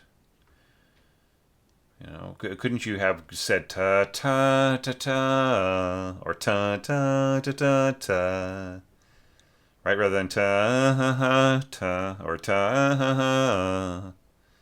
It just feels a little shapeless. All right, just really, really, everybody avoid piano slurring. Avoid just arbitrarily having really long slurs and so on. I'm sorry, I don't mean to be insulting with the word arbitrary. Some people feel like it means you're not thinking about it, but maybe sometimes people aren't thinking about it. You know, and there are a lot of things that I don't think about too that I need to think about more. So, yeah. Right, so here we're getting into some confusing dynamic scoring here. So, which is it? Like here you have piano diminuendo, or excuse me, piano crescendo to mezzo forte diminuendo to niente, and then here you have also diminuendo to pianissimo over both of them over the first voice. So is this like a general dynamic, or I'm just not sure. Yeah. Now, like right here, like you really want everybody to sort of fade away in this incredibly beautiful magic way. And, you know, you get exactly the same thing if you just put triple P at the end of this without the niente diminuendo hairpin. Yeah, you really don't need the niente thing, but I will give you a pass on that. I won't say that it would be useless, because like if you really intended that to just really be this haunting fading away that just really, you know, came down to absolutely nothing, and your intention was to really call, you know, your intention was to call the audience's attention to the fact that they were disappearing, then I would say then that's fine. But if you're just dropping that in there, it's just like, oh, I just want them to fade out, just write triple P, okay? Yeah, just, you know, try to don't get fancy unless it really is something that, you know, really is an effect. The niente is absolutely an effect where you are just riveting the audience's focus on the fact that the sound is coming down to nothing. And it should almost be something that screams, right? The niente should be something that screams for the attention of the viewer, of the audience member. Okay, so moving on. Very cool bass clarinet scoring in here. I like that, you know, just sort of throws in that pedal in there. And I really love the shape of this. You know, with the portato structure in here. You're saying Lure, bowing, sul tasto. Yeah, so look, that's all fine. Here, I don't think the sul tasto is wasted. Right. That's, yeah, I mean, I love the way that this all works together, and it actually shows up in the mock-up pretty nicely. Now here, though, I would take issue with these little bits and bobs. This is left over from literally interpreting the way that the left hand is set up in the lower staff, right? It has these little gaps in it. There's nothing about that really is making this smoother, right? Like here you have just chosen to ignore those gaps and to really score into the middle voice and so on, and have beautiful, long, lush, continuous lines. And this is not doing anything to make that better, right? I would have the bassoons try to match what's going on the cellos better, right? Rather than, I mean, this is just a throwaway. There's nothing about it. Like, if it is audible, if the little slurring and so on and the release and the rest and stuff, and if it is audible, then it's distracting, and if it's not, it's useless. So same thing with the clarinets here. Get rid of it, join it up to other things that are going on rather than just having just the little blitz and blops, right? Yeah, and then yeah, but it's really beautiful, lush scoring the way that you got it here with the winds doing this. You know, wah, da, da, da. I love it. You know, oboe and English horn stacked in octaves, with the B flat clarinets below that, and then the A2 flutes, French horn, and bassoons answering above. You know what I would say is like pianissimo here on the French horn, and then you get a beautiful balance with all of these other elements. Right, and then kind of answering da da ba da da da with the clarinets and French horns. It's really nice. And this is a nice division of the labor. Like keeping the first and second in octaves, absolutely great. Keeping the third and fourth in thirds together, like the using the best strengths of the players, and then here when you have this nice long harmony, stacking the players in the correct pitch order. See, that's just really really nice scoring right in here. Now,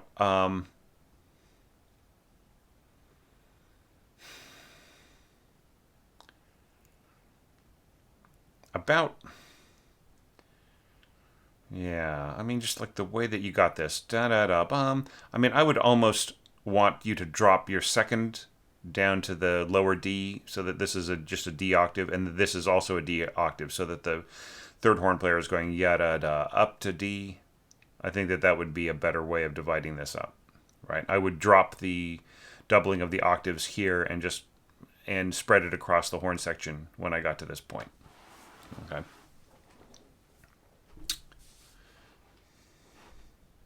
Just because also like you're pushing into this mezzo forte, right? And then it's the horns are going to be playing against the trumpets and the trombones, so it's just kind of better to keep the players in their kind of natural order when you get to this point, and there isn't any like counterpoint between the lines, right? All right, so this is all very cool. I like this. You know what? That's all. I think that's all totally playable.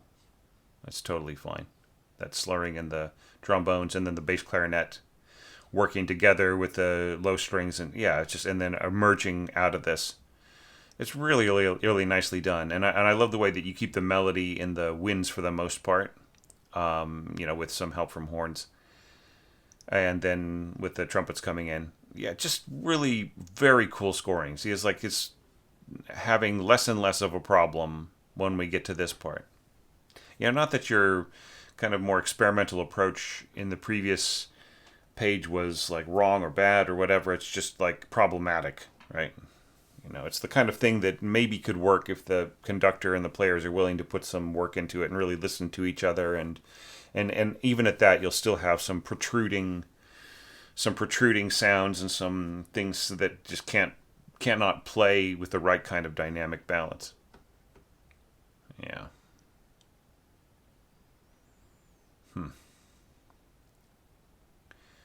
Yeah, see, so I think that like you don't need to like here you have trombone 1 and 2, bass trombone, and they all have to share the same staff just because of height limitations.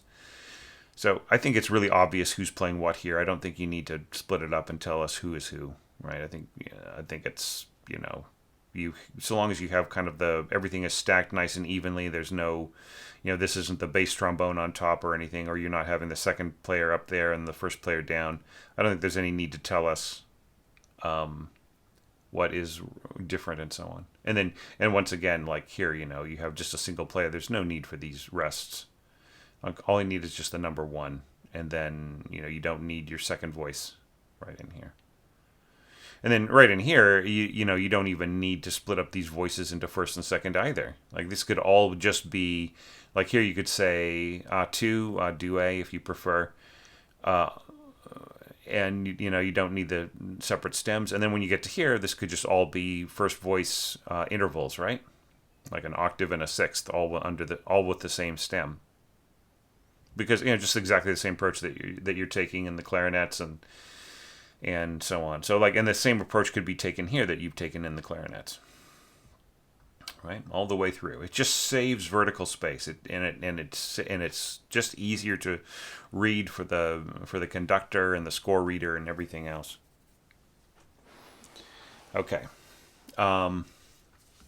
Nice little touches of glockenspiel right in here, and I think it's really great how you showed some judiciousness, like just obviously, like when you get to here with the strings and the bass clarinet and especially the trombones getting involved, not to mention the warmth and the pressure of the horns and the winds building, the harp is just going to disappear, right?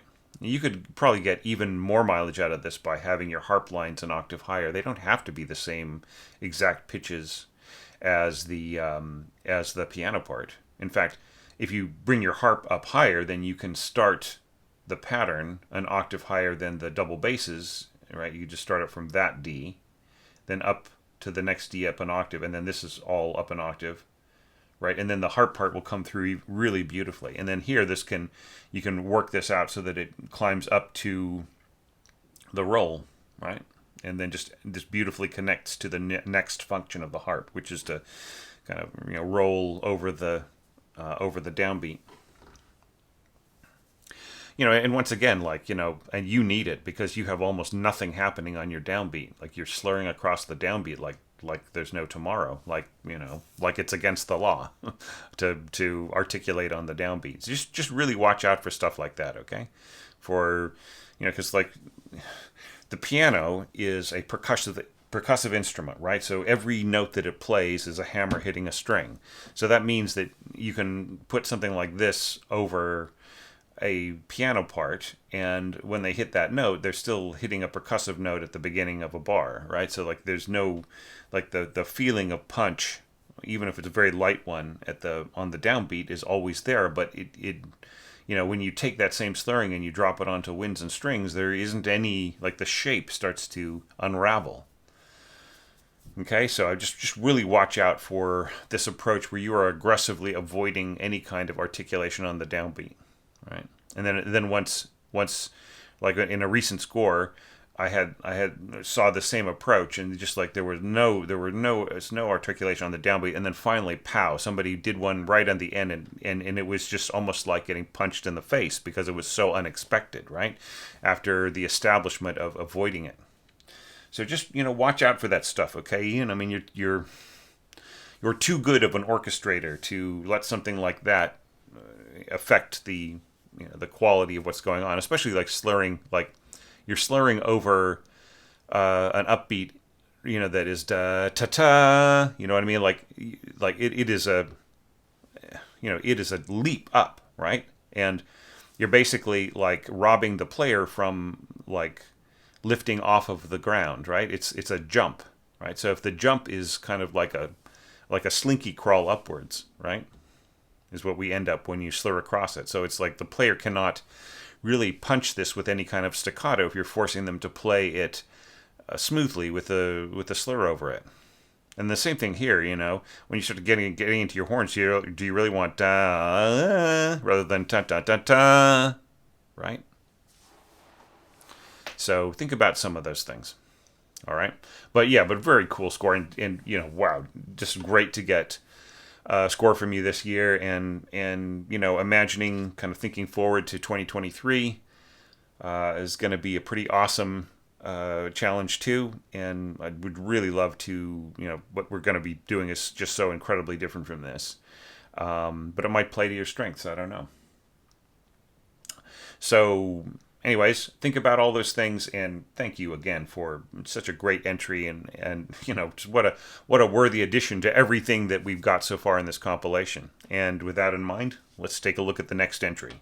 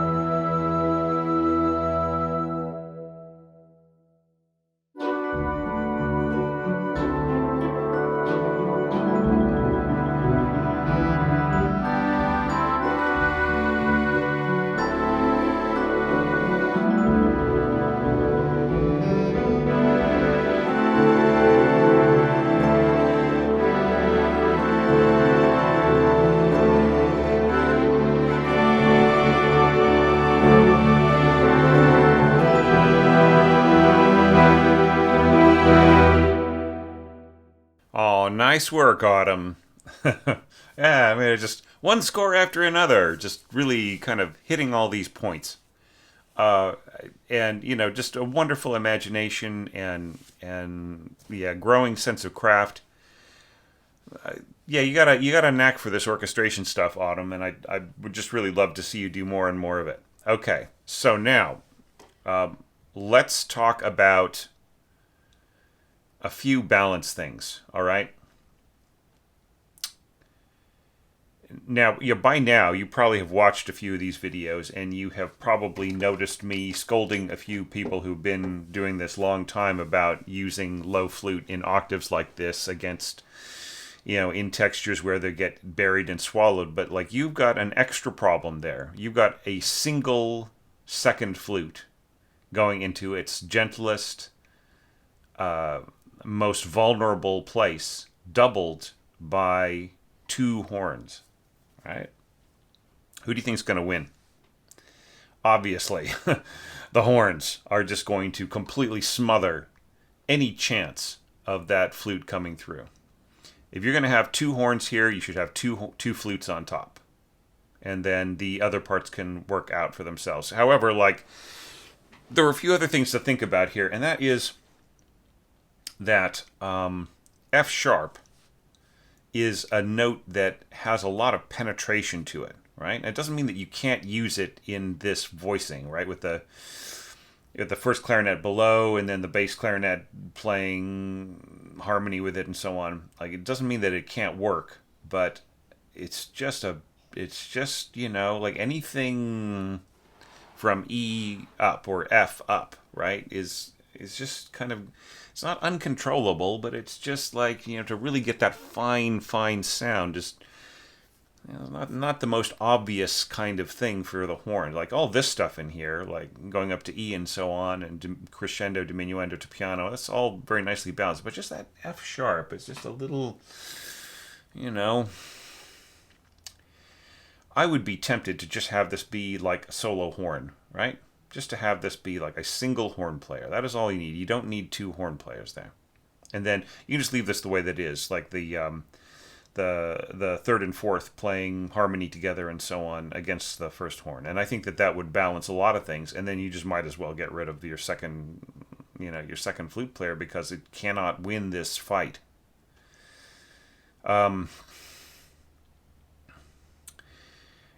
Question of like, where is this D going to come from, right? You could have this two flutes above, and then you could have the, when the first horn just sort of sits on that and stays where it is instead of leaping up to written A. You could split off and play a D octave there, and I think it would balance pretty nicely. It wouldn't be too bad. It wouldn't be ideal, but it wouldn't be too bad. And then just go back to A2 right in here. Yeah, but I mean, in other respects, this works kind of nicely. And then here you have like your first clarinet and bass clarinet being doubled by your third and fourth horn. And this is where I would mark this pianissimo, right? Pianissimo, crescendo, and then back down to pianissimo. Or you know what? You could just leave your horns without crescendoing and let the winds do it. Right, and it keeps the brass from pushing too much into the texture. So just on second thought, just like leave this piano, but with a single horn, okay, and then when you get to here, leave out the hairpins on all your horn parts and just mark this pianissimo. And I guarantee you that the improvement of color and clarity here will just be immense, right? But just to talk about things that you're doing right, right? You are definitely progressing the texture. That's really, really important. It does not sound static, right? Because you have got graceful motion and wonderful changes of color. As far as the pitch weight being too focused on the upper middle register, it really wasn't something that I thought made that much of a difference, just with the colors, the coloristic approach you were taking. And then in terms of middle voice clarity, you've got that in buckets. So it's I feel that it works out pretty well. I will say one thing, that you really put a lot of weight right here at the end on the the da da da da da da, that whole thing, and you've got very little. You've got some well chosen instruments. Let's put it that way. You've got some well chosen instruments to underline that weight, right? The horns and and your upper winds are basically, and this little note on celesta, which will get devoured by the sound of the. I mean, this would be better off glockenspiel, right, at forte. Anyway, so the they're well chosen instruments. They do make a difference, but there's just so much. It's really really heavy in there. This could lighten up a little bit, and it wouldn't hurt it at all.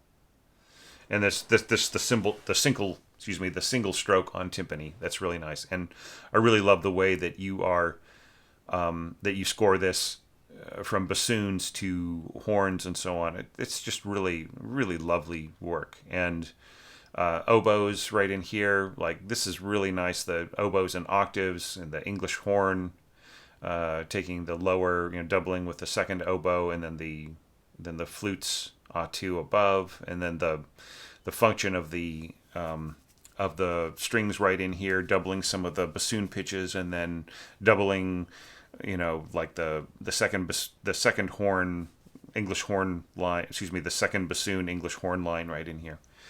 That's all very cool. Like, you're keeping the string tone, you're taking the string tone away from the top there, so it has kind of a more band sort of a texture in a good way. But yeah, just being aware that, like, piano crescendo to mezzo forte, yeah. If you say mezzo forte here, you're not going to need to say it here. Yeah.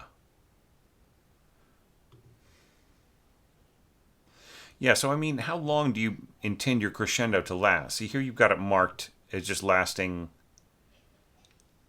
a single bar. And I think if that's all you intend, then don't put in the crescendo, just put in the crescendo mark. Excuse me, don't put in the crescendo text, put in the crescendo hairpin. Yeah. Because I mean, the connotation for the players are going to just crescendo until they hit this mezzo forte, which I think works way better, right? And then, is there any crescendo happening here in the horns? Perhaps you left that out. All right, so the harp is working fine right in here, but as soon as this push starts to get aggressive, it's going to disappear, and especially with having to compete with the horns. So here's where you might want to have the harp get higher and so on, get higher in pitch. This felt really abrupt. This glissando just felt like, hey, pay attention to me. Do you know what I mean? It just felt like a little bit, or like, hey, I'm pointing up to this next downbeat, right? And it just really felt, at that speed and that dynamic, it just really felt kind of a little obvious. Where I think you wanted it to be, a gently leading forward, right? So maybe back it off a little, have it last longer, rather than just being like a swoop. It really, like an eighth, the value of an eighth note, even in a slower tempo like this, it just really feels like ring. You know what I mean? So maybe if it covered like an entire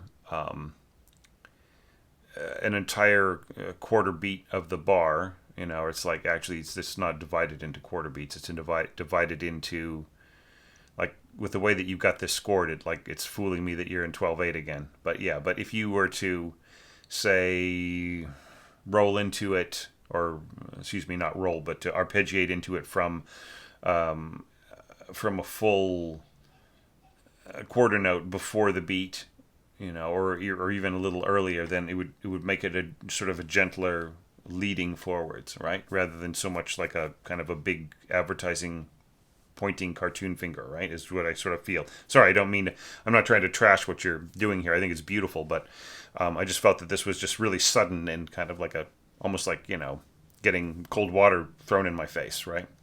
It's just be really careful using some of these trademark things with harp. So I've got everything's really kind of squished together here. yeah, like some of the things that harps do really, really well, be careful about dropping them in places where they draw too much attention to themselves. Okay. All right, and this is really beautiful the way everything ends. Very somber. This harp is not going to come through, right? You're playing. How much weight are you playing against here? Right. So it would be better to have it an octave higher. Maybe doubling the higher winds or so, and even you can get an even higher E there. You can go all the way up to E above this E here. So yeah, so just think about different ways of maximizing the potential of the harp then. Or it could even just be like a rolled chord as well. Or rolled octaves. All right, so on to the next very cool page. All right, so one little thing, you might have missed some of my writings about this and some of my cautions about this. And that is, let me just get my keypad here. Like this arrow up roll, you only want to ever use the arrow up roll when there are arrow down rolls somewhere in the piece, right? Because the arrow up roll is basically saying, hey, this roll is up. I know that you might be thinking that there are some rolls that are down, right? Like, let's say that you had some downward rolls, right? Then you would need this. But since you don't, then all you need is this, right? All you need is just the standard roll mark. That's all the players want from you, okay? So, and then the same thing here. I would actually be wondering if I were coaching you on this score whether or not this roll was intended to roll all the way across the instrument, all the way across the celesta, right? As opposed to both hands going blim.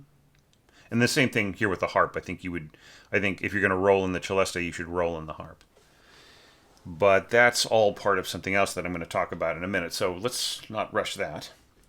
I love the use of the marimba in here. I think it's extremely effective right in here, just so long as these surging bassoons don't get too loud, right? Because they can just really, like anything loud, right? And then you've got this bass clarinet kind of coming out and just sort of in the cellos and so on. All right, that marimba is just as delicate an instrument as the harp is. You might think, well, it has kind of more of a percussive edge because of the mallet, the use of the mallets and so on. But the thing about it is that you can run the risk of having, being able to actually hear the sound of the percussive sound of the mallet, almost like the key click on a Hammond B3 organ, right? Like there's like this whole key click effect on, in jazz and rock playing. That you could hear that click, you could hear that the thump of the mallet against the tone bar, but not actually hear the pitch, right? That's the danger with complex marimba scoring.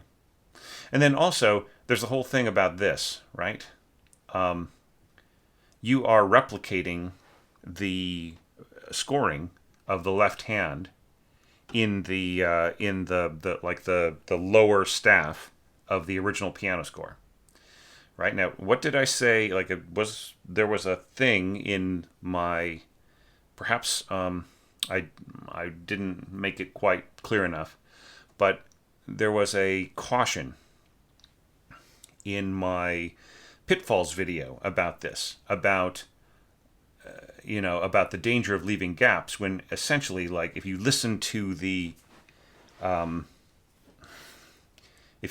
piano score, I really wanted people to score more interpret what they heard in the piano score in the phrasing and everything else, rather than just drop something directly onto the something taken directly from the piano score onto the thing. But see, with this, like, you end up having these gaps, right? Like you're filling it in with the Col Legno stroke here, at least right in this beat. But it just sort of leaves this sense of unconnectedness. So I think it would be better for you to drop in a pitch that is part of the middle voice here and here, right? And same thing here, and these gaps, just to keep the line flowing. Now, you've also got a problem in that you've got the slurs left over from the piano part as well, right? So don't slur a pizzicato, right? So this is one of my 12 common scoring errors. Did you watch that video, Autumn? So yeah, so it's just some of these are just checklist kind of things, right? Like did you remember to do X, Y, Z? And I think I'll just have a checklist for the next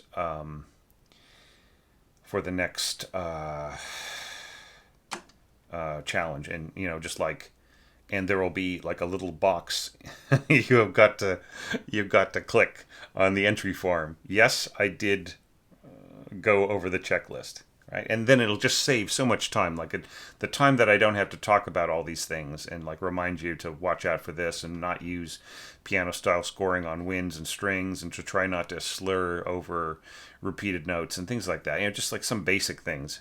The more that I don't have to talk about that, the more time I can spend on just the scoring itself, right? So yeah, you shouldn't have slurs on this pizzicato. Literally, a slurred pizzicato means like hammering on an electric guitar, right? So like they pluck the note, and then they hammer down on that string with the next finger, and then they'd hammer down with the next one, right? So it would be pluck, ding, ding, and it just really kind of has, the hammering is so inconsequential, it barely makes any kind of a sound. More on bass than on cello, certainly. And this is the right way to do it, by the way, folks. There have been several entries recently where the parentheses were on the actual note that was intended rather than the alternate note, right? So always put the parentheses on the alternate note, not on the note that you want them to play, right?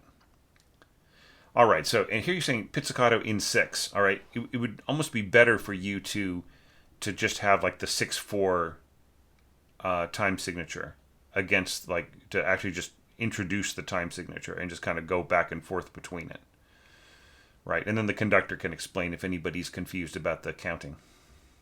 Rather than like saying in 6, like which is a metric thing, right? Shouldn't go in the technique text. It should go in the, just as a kind of adding it on. You could almost say 12/8. You actually have like a dual time signature, 12/8 slash 6/4, right? And then the players can kind of move back and forth between the two ways of metrically dividing up all the beats. But I would do it there rather than here. All right, so col legno. All right, like col legno is just so not as strong as it is in the mock-up, right? In your mock-up or in anybody's mock-up. The problem is this: it's that the everybody is so used to that fantastic entry in Mars, dun dun dun dun dun, and they want a stronger col legno, but col legno is not a strong effect, right? It is a sort of a icy, plunky, twitchy kind of a sound, and the only reason why it's so devastating at the beginning of Mars is because every one of the upper string players is playing the same open G, like on an open string, and then the cellist is playing their open G an octave below that, and only the double bassist is actually fingering the G below, right? So like it's all these open strings, all of this, and the entire string section hitting that at the same time. So it's a really weak sound, right? Is what I'm trying to say. So I mean, like, you might get a better effect here in pizzicato than in col legno, but it's all fine if you want to throw that in there. I think it works beautifully with the celesta and the harp. I think that there's some cool stuff going on here, and then of course the marimba playing off of it. I mean, like I said before, just once again, fantastic addition to this compilation. Just like a little magic box of goodies for me to look at. It really is, cheering me up. All right, so with all of those cautions, Here you don't have to say ordinario arco. All you have to do is just say arco, right? And the players would go back to playing just regular, using the other side of the bow and so on. There's a couple different ways of doing col legno too, right? And this, what you intend here is obviously col legno battuto, right? So it's, in other words, beating the string, right? Whereas there's col legno tratto, which is to play with the backside, like to play nice smooth bowings with the backside of the bow. And it's kind of funny, like when I was doing my demos for my orchestration course, I said, okay, so can you play some col legno for me? I said to my cellist, and they said, sure. And he started playing col legno tratto. So, just maybe I would say col legno battuto, just to be absolutely sure, right? That's exactly what you mean. And then all you have to do is just say arco, right? I don't think you need to say ordinario. All right. Yeah, and just so gorgeous the way you got the. I love the scoring right in here. I'm not so sold on the enclosure here. I think you would be better off just stacking your instruments rather than having, like this. You're asking the second flute player to have a beautiful sound inside this fifth in the oboe, right? But it'll get swallowed up. It'll get devoured, right? It's just not soft enough, especially not with these surging things around it. Just stack them, right? Give your second player the F sharp, right? And then the lowest pitch that they're going to play here is this B that the first oboe is currently playing. It's just going to work better for you. But other than that, I mean, it's a cool idea. What you could do is you could interlace your oboe and clarinet parts, right? Rather than interlacing your flute and oboe parts. But yeah, anyhow, very, very cool. I love the surging bassoons, like I said before, and contrabassoon here. And then this, this. I would definitely give my player some kind of dynamic in the middle here. I think if you're going to surge to forte here, the marimba should at least surge to mezzo forte, if not forte. Which, its forte is still going to be everybody else's mezzo forte. It's just like the harp. Just think about those same things that you would take, right? And same thing here. Celesta should be marked mezzo piano. Harp should be marked mezzo piano, right? And it should be 1 degree louder than everybody else. So this should be a forte here at the end. Now you can write forte for the celesta. You're not going to get anything very much louder than a mezzo piano compared to the rest of the orchestra. And, here, like, as the chords start to climb, like this D here is going to be more and more inconsequential. Like this is going to be very hard to hear and really contribute almost nothing, especially with timpani. Like I would put the timpani on the beat to give it that pulse at the beginning, rather than counting on the harp to come through for you. It would be better for you to have nice rolled stacks of triads here, inverted triads, with both hands working together and taking these chords higher than they are. Like maybe, like this could be the left hand chord, and there could be the same chord an octave higher. Like this chord could be here, and then just have the same thing an octave higher again, right? That would probably come through in this scoring. Lovely ideas, though.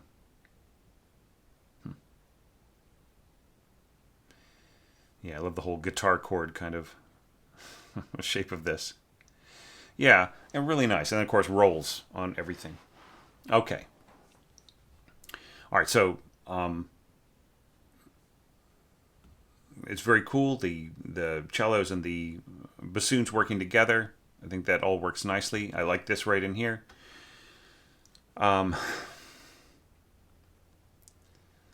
Yeah, and just like I was talking to Ian before, just about pushing across the slurring across the downbeat. Watch out for that. It's a little inconsistent, And I'm not so sold on this. Da da da. I'm not in love with this rest right in here. All right, what does Barvinsky have in his piano score? Da da da da da. You know what I mean? It's that I think there's a certain logic to this note being more sustained than you're scoring it here. Maybe in the trumpets, right? It could let go a little bit, the trumpets and the clarinets. But I think the above, I think there needs to be more sustain to kind of match the beautiful flow of all the instruments around it. And once again, you got this sort of in six thing, which I would just score as 6/4. I just have a 6/4 bar, 6/4 meter. Yeah, and it's just so cool. Poco poco crescendo. Yeah, you've got these little surges and then pushing forward to here. I think that this works really nicely. Yeah, yeah, it's good work, Autumn. I would just be careful about as you start to increase the strength in your trumpets, in your horns.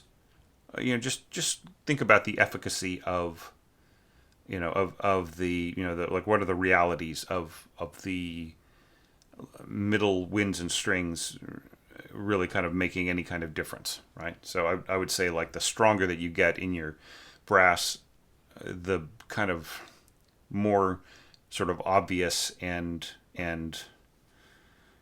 like more direct that any kind of competing or collaborative use of the middle winds and middle strings has to be, right, in order to really be heard. But other than that, I really liked it a lot. So the very last observation here is like I was telling you, like, hey, mark up the harp and so on, the celesta, and I think, just honestly speaking, if you want this marimba part to come through, it's going to have to be, I mean, it could be playing octaves, could be playing this in octaves or something, or it could be doing something else, but it's really going to start to disappear by the time you get to right here. And then, of course, as you could hear in the mock-up, this is just all completely inaudible, right? It's just such a gentle instrument. I almost feel like you'd have better luck with vibraphone, although vibraphone is also way gentler than a lot of people suspect. So just, really watch out for how much responsibility you give to this poor player and, against a gradually thickening building texture. So those are my cautions, suggestions, feedback, and compliment to your very cool score. And yeah, it's just really great hanging out with you on social media sometimes and, seeing what's up with you and your career and everything else. And stick with it because, you got some chops. Everybody in this video has got some very cool chops. Some very, anything from promising to, starting in on professional work and so on. So it's, yeah, I mean, I'm just so impressed and so happy to be looking at stuff like this and if there's anything that I'm saying that makes any difference or is helpful in any way, then that's great. So yeah, so great. Look, I cannot demand that you enter the next year's a challenge, but it's tempting to say, all right, Autumn, you must do the next challenge, the 2023 name withheld of composer challenge. Boy, I wish I could tell everybody. It'll just spoil everything, though. All right, so I will stop blabbing about this score now, and let's go take a look at our final score for this compilation.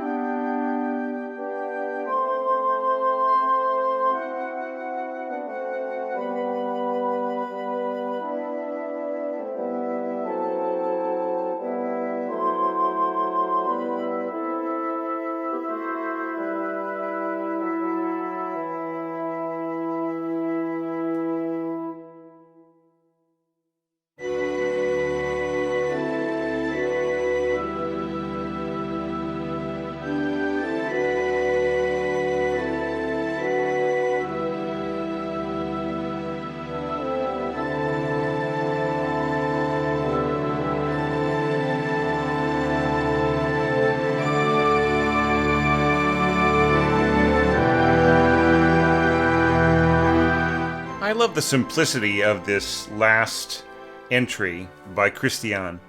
And, I mean, there's some subtleties to it all the same. And, there are also some things that Christiane might not be thinking about, right? So let's take a look at some of the things that have cropped up quite a few times by now. And, like, you might have already seen these, Christiane, if you've already, if you've watched some of these videos already. But, a few things like, there's really no need for this this dotted half note to be tied to another dotted half note to be tied to another dotted half note, right?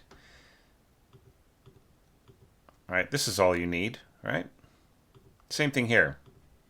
It would be better off if it were just a dotted half note. Excuse me, a dotted whole note. Now, the other thing, too, is, like, if you were wondering why you just were not getting a very emphatic kind of sound here in this dotted rhythm, it's because you have a slur over it, right?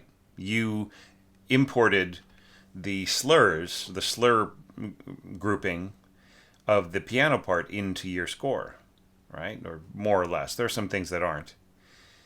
And that ended up messing around with that really nice, precise feeling. Da da da da da da da. Right? You know what I mean? It's like we're not really hearing the any kind of emphasis or anything else. I mean, as far as I'm concerned, you can just get rid of a lot of the slurring here. Maybe leave the slur at the beginning, and then here ta ta. Right? Ta ta ta ta ta ta. Right? Just, think about it. Like the winds and the strings are not, they don't slur in the same way as the piano as a piano. So like if you have a slur over something, that means that the player is going to articulate the note and then just keep breathing throughout, right? Without tonguing again. So you lose the emphasis on the downbeat in all these bars by slurring into it, right? And then, you also lose any kind of emphasis, any kind of real kind of precision of emphasis on the dotted rhythm, right? You don't get ta ta ta ta ta. You get ta da or ta. You can barely hear the rhythm, right?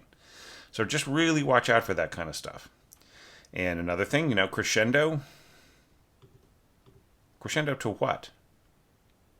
And is there a diminuendo at the end?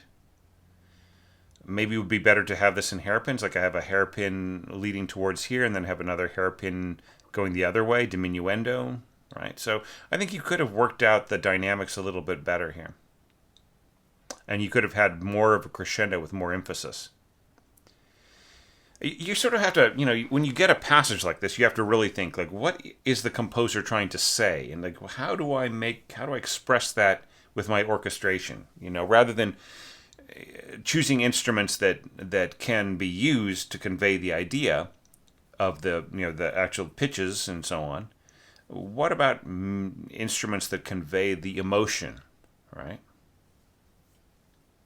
So, like, all that said, with all that critique, it doesn't mean that this is poorly done or badly done or anything like that.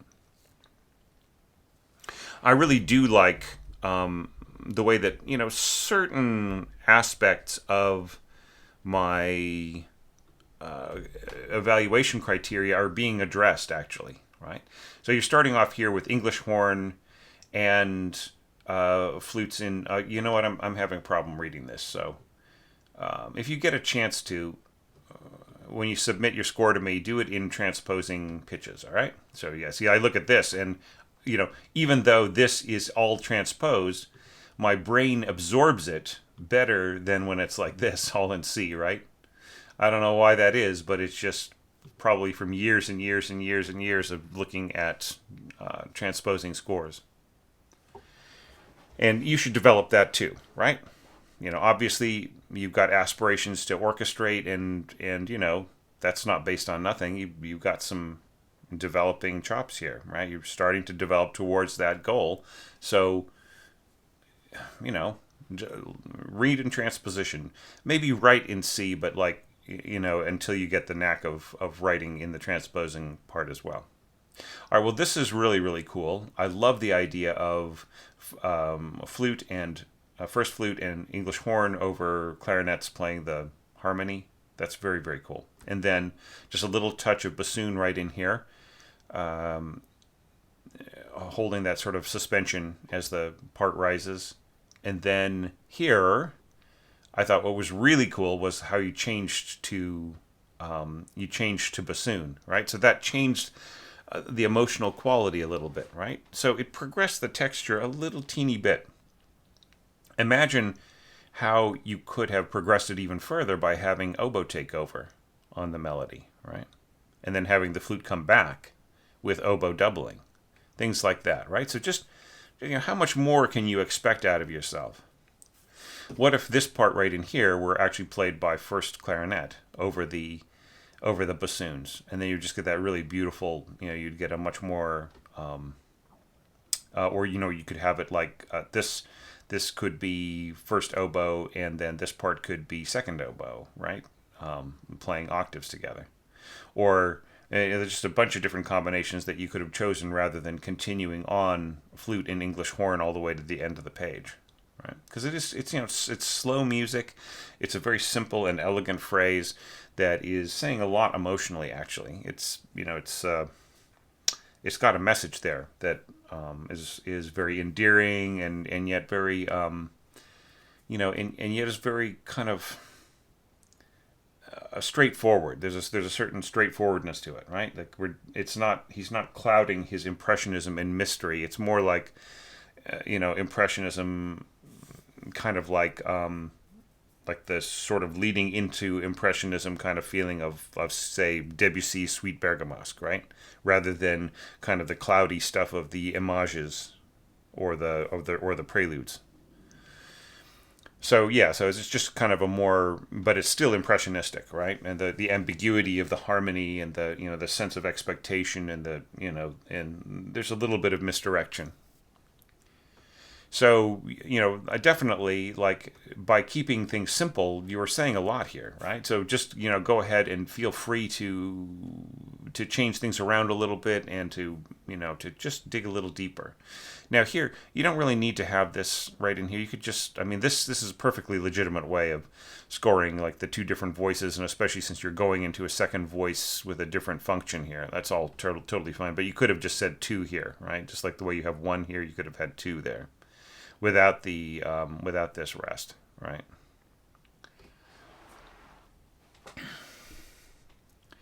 But look, nicely laid out, well thought out, works beautifully. I don't really have a huge problem with this, and I welcome the simplicity, especially after, so many like beautifully, complexly layered textures. It's really kind of cool to hear just like this really kind of stripped down, very simple and effective kind of scoring. But look, just be mindful of like who are you asking to do what and how much of it, right? Just putting this crescendo here, what does this tell the player? To crescendo this a little bit, to keep crescendoing to the end of the bar, or maybe if you saw this in the piano part but you didn't really agree with it, you don't have to include it, right? You just do something else, or maybe put in hairpins or instead of the text, right? But make sure that you don't end on a crescendo.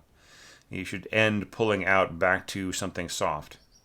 It's kind of cool the way you have like first flute on top, and then you have got like a second clarinet underneath, right? And the two lines join. The first clarinet walking down to that same sounding E, and of course the bassoons and the first oboe or the first bassoon and first oboe working together. But I think that the first oboe should also complete the line where you do have the English horn kind of throwing that in. I guess that works fine, but the lack of any kind of dynamic here sort of makes it feel. It just makes it feel a little strange to me, frankly. Oops. All right, so continuing on, this is just really lovely right in here. Once again, simple, effective, nicely done, but a little out of balance, as we'll see.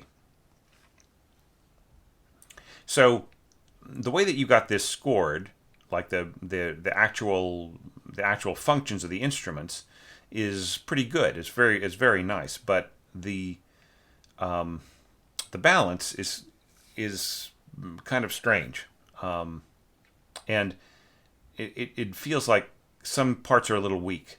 Like right in here, this viola part, which is so essential, since you have stripped out the left hand pattern, the sort of the left hand figuration from from any kind of bass instruments, and instead you've sort of supplied this kind of nice alternating figure right in here, which is fine. You know, if you put more weight on the bass here like this, you have kind of like this pedal D just going on and on and on and on forever, and then above it you have the same D in all of these intervals until you get to right here, and then you have thirds and so on, and this is really, really close to what the violas are playing. And on top of that, you have your second violins, just basically chasing around the violas, and just really getting close to where they are. You have the enclosure on either side. Plus, on top of that, you have your horns, which people should remember sound down a perfect fifth, right? So that means that this A here is sounding the same D as this, right? So that is also a very prominent timbre that is playing against it. What that all adds up to, everything that I've just talked about for the past minute, adds up to the fact that your violas are way too weak, that this line, this function, is underpowered, and it is underpowered. It's like asking a little kid to come and fight in a boxing match, who's never thrown a punch in their life, and they weigh 1/10 of what the boxer does. Or it's just not. It cannot even do anything, right? So the way to do it, the way to balance this, is to not ask the viola to play louder. The way to balance it, there are a couple different things. One is, I would double this line probably with clarinet or bassoon. Probably clarinet would be the smoothest, and would interfere the least with everything else that is going on.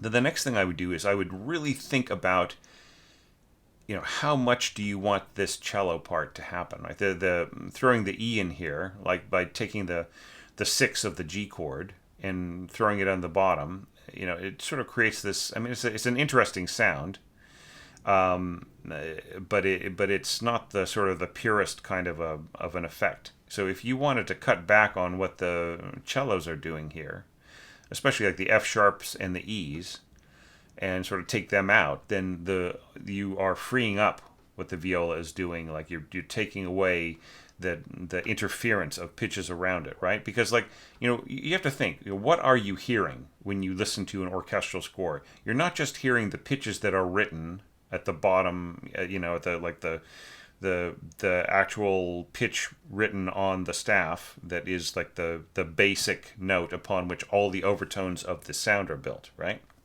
You're not just hearing that, you are hearing those overtones above, right? So like the overtones of these bass notes are crawling into the spaces above them, and then the overtones of the violins are crawling into the spaces above them, and so on, and interacting with the piccolo, and the overtones of the horns are also radiating above. So what does that mean? It means that the violas here, like they're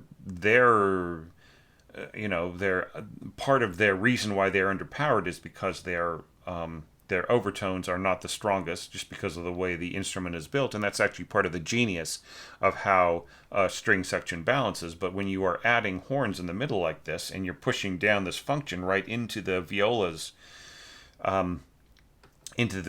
wheelhouse, and you are pushing from below, so that you really are just, there's pressure from both sides, downward and upward pressure. That means that just furthermore, not just the basic pitches themselves, but the overtones of them get swallowed up by everything. That's why I was suggesting, like, back off a little bit, and also like add something doubling. It doesn't have to be loud. It could also be piano, but just something, because what else is doubled, right? The lower divisi second violins are being doubled by the first horn. The the lower divisi second violins are being doubled by the second horn, right? And then the third horn is playing this upper divisi part. So yeah, so like, and the only thing that isn't doubled is this note here, but it's being doubled above at the octave by the piccolo. But that isn't a unison, right? So I mean, it's a cool idea, but this isn't strong enough. That's just all I'm trying to say. I know I'm kind of going over it over and over again, but yeah. Then another thing too is just, once again, that's clearer, right? So, you might as well just have this in all of your bars, right? It's just so much easier to read for everybody. Because this I mean, what is this doing in the middle here anyways? Is there anything playing off of it? Is there a diminuendo or a crescendo coming from that beat of the bar? Nothing. There's nothing going on there. So all of these pitches here, they could all be dotted whole notes, right? So much easier to read for the conductor and the score reader and the player, right? And the same thing just going on, but I don't have time to edit your entire score for you. But all right, just watch out for things like that, okay? All right, but I mean, all that other stuff aside, I really love the idea of the piccolo, like the piccolo above playing softly, so it has a kind of a folk sound. Especially cantando, and like maybe I would say even molto espressivo. Just imagine like the player just really kind of getting a lot of vibrato and just a beautiful breathy sound up there. And then the first violin's an octave below it, and then the beautiful warm cushioned horns, right? And which you backed off beautifully, right? I don't think that they should be marked cantando. Like they're not really singing or anything like that. They are a part of the they're part of the whatever is cushioning the strings and so on, like the blend, that beautiful blend of string and horn sound, right? And then just add clarinet to that, and then you've got a much more workable passage where everything is cooperating more or less. But just watch out for the F sharp and the E in here, because that is putting pressure on the violas. All right, now to go on, like. Here you have the bassoons coming in, da da da da da da da. If you're going to do this, then why slur across here too, right? And then here with the strings, shouldn't this be down, up, down, up, down, rather than down, up, down. I mean, it's all playable, but it's just doesn't have very much. Doesn't have very much shape to it, right? And the same thing here, like slurring across once again, slurring across the downbeat when your bassoons are not slurring across the downbeat, right? I just think it would be much clearer, right? And here you're slurring across the bar, and then here you're slurring across the downbeat, right? So you have different phrasing in each part when they really need to have more unity, right? And then, here you're going dun, da dun. I guess that's all right. All right, now here, this is another thing that is showing up a lot. +2. We know that it's the second player. You don't need to tell us. You don't need to tell anybody. The copyist, if you have a copyist working for you, and, same thing, you don't need to say +2. Absolutely not. There's a zero need. Because we know that there are two players playing here because of the interval, right? So just get rid of that. I don't know. This is cropping up. This must have been some advice that somebody left somewhere, or maybe just instinctive that people are doing it. But you don't need it. You don't need it, right? That's follow some of the standards that are really workable and usable in the published tradition over the past 100 years. I think that's better than kind of adding this unnecessary thing. Then if you leave it out, you feel like, oh no, I didn't say +2 in that score, when it doesn't really make any difference, right? Keep the visual image as simple as possible. Only add those things that absolutely need to be there in order to convey a meaning. If the meaning of your marking is obvious and evident already, then you don't need the marking. unless there is some greater reason, and I don't see a greater reason with saying +2 on an interval. Yeah, but aside from all those gripes, really nicely done. I mean, I love the idea of the bassoon over just this one lone trombone, right? This could also, like, you would probably get like a really much more beautiful sound with like a soft second horn, or maybe second and fourth playing together in unison, just like really, really soft. You'd probably get a much more beautiful ideal sound, but I kind of like the roughness of the trombone here. And it's kind of nice the way you end up having this kind of tone cluster right in here, although, like, look, once again, it's interfering with the clarity of what's going on in your violas, and that would absolutely have to be doubled, and you just need more weight on that. And then here, like, if you're going da ta, right, then what's going on with the bowing pattern for the strings? You're going da ta. Shouldn't this be the same slur? Shouldn't this be the same as this, or this be, they like just down up, right? Down, slur this up, and then this is slurred and this is not slurred, right? That way you get nice emphasis on the downbeat. And the same thing here, slurred, up bow, take away the slur into the next bar. Yeah, just really easy. Like it's beautifully straightforward, unadorned scoring. Right? It's better to use. It's to say that it's simple is almost to suggest that you didn't think about it enough, and I'm sure that you thought about it quite a bit to get the right effect that you wanted. So it's not overly complex. It's just really exactly what it needs to be for the effect that you're trying to get, and I think that's great. Just make sure that things are kind of that there's some kind of unity in the motion of some of the important factors here, right? Like, for instance, you don't, like, if let's say you double this in clarinets or something, that's fine. You don't need to have this slurring be the same, right? Because it's just a pattern, right? But you still might want it. You still might want to just like slur each beam group, right? So it's down, up, right? So that it matches everything else that I'm suggesting there. And once again, these should all be dotted whole notes, right? But anyways, yeah, very cool score, and a wonderful way to bring this, it's sort of like, I feel like this arrangement, while it's not as complex as the ones that came before, it is possibly closer to Barvinsky's intentions in a lot of ways. It's like he hasn't quite pulled out the more complicated parts of his piece yet, of his prelude.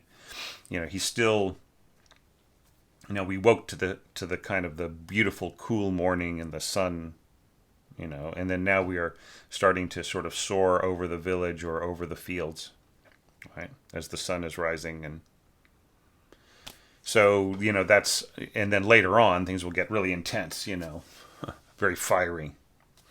But, for right now, it's just very simple, simple colors, whether that's tempera or whether it's pastels, right?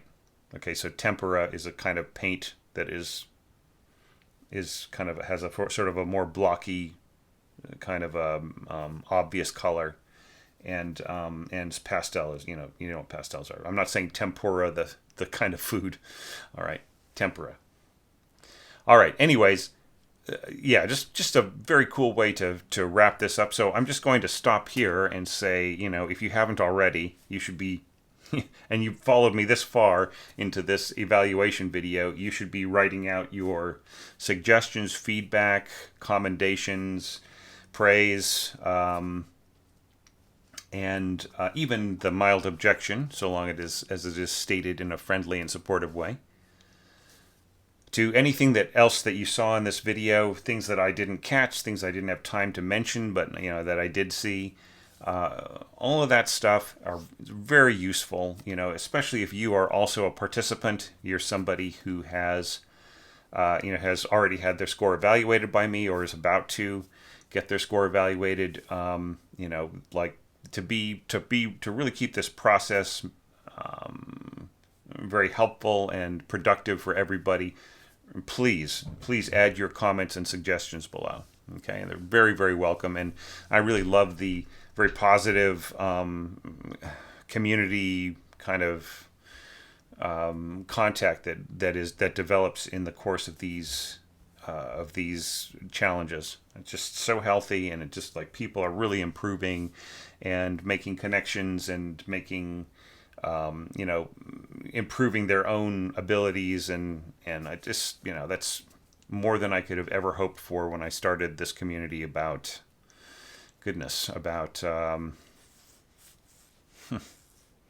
quite a while ago, over a decade ago. It'll be coming on, I think next month, it'll be 10 years on Facebook. And then August 2009 when I started the channel. So it's been going on for quite a while. And some challenging years, but still just so rewarding, especially with these orchestration challenges and everybody just putting everything they've got into it. So thank you so much for subscribing, for putting the work that you did into entering, into preparing your entries and sending them to me. Everybody on this video, everybody out there who's participated, and people who have not yet and are thinking about it, just stay posted, because next year is going to be really awesome. So thanks everybody, and I will see you again for another compilation, probably in about a week. And we're going to keep doing these through to the holidays, and hopefully everything will be wrapped up by then. All right? So I'll see everybody really soon. Thanks again.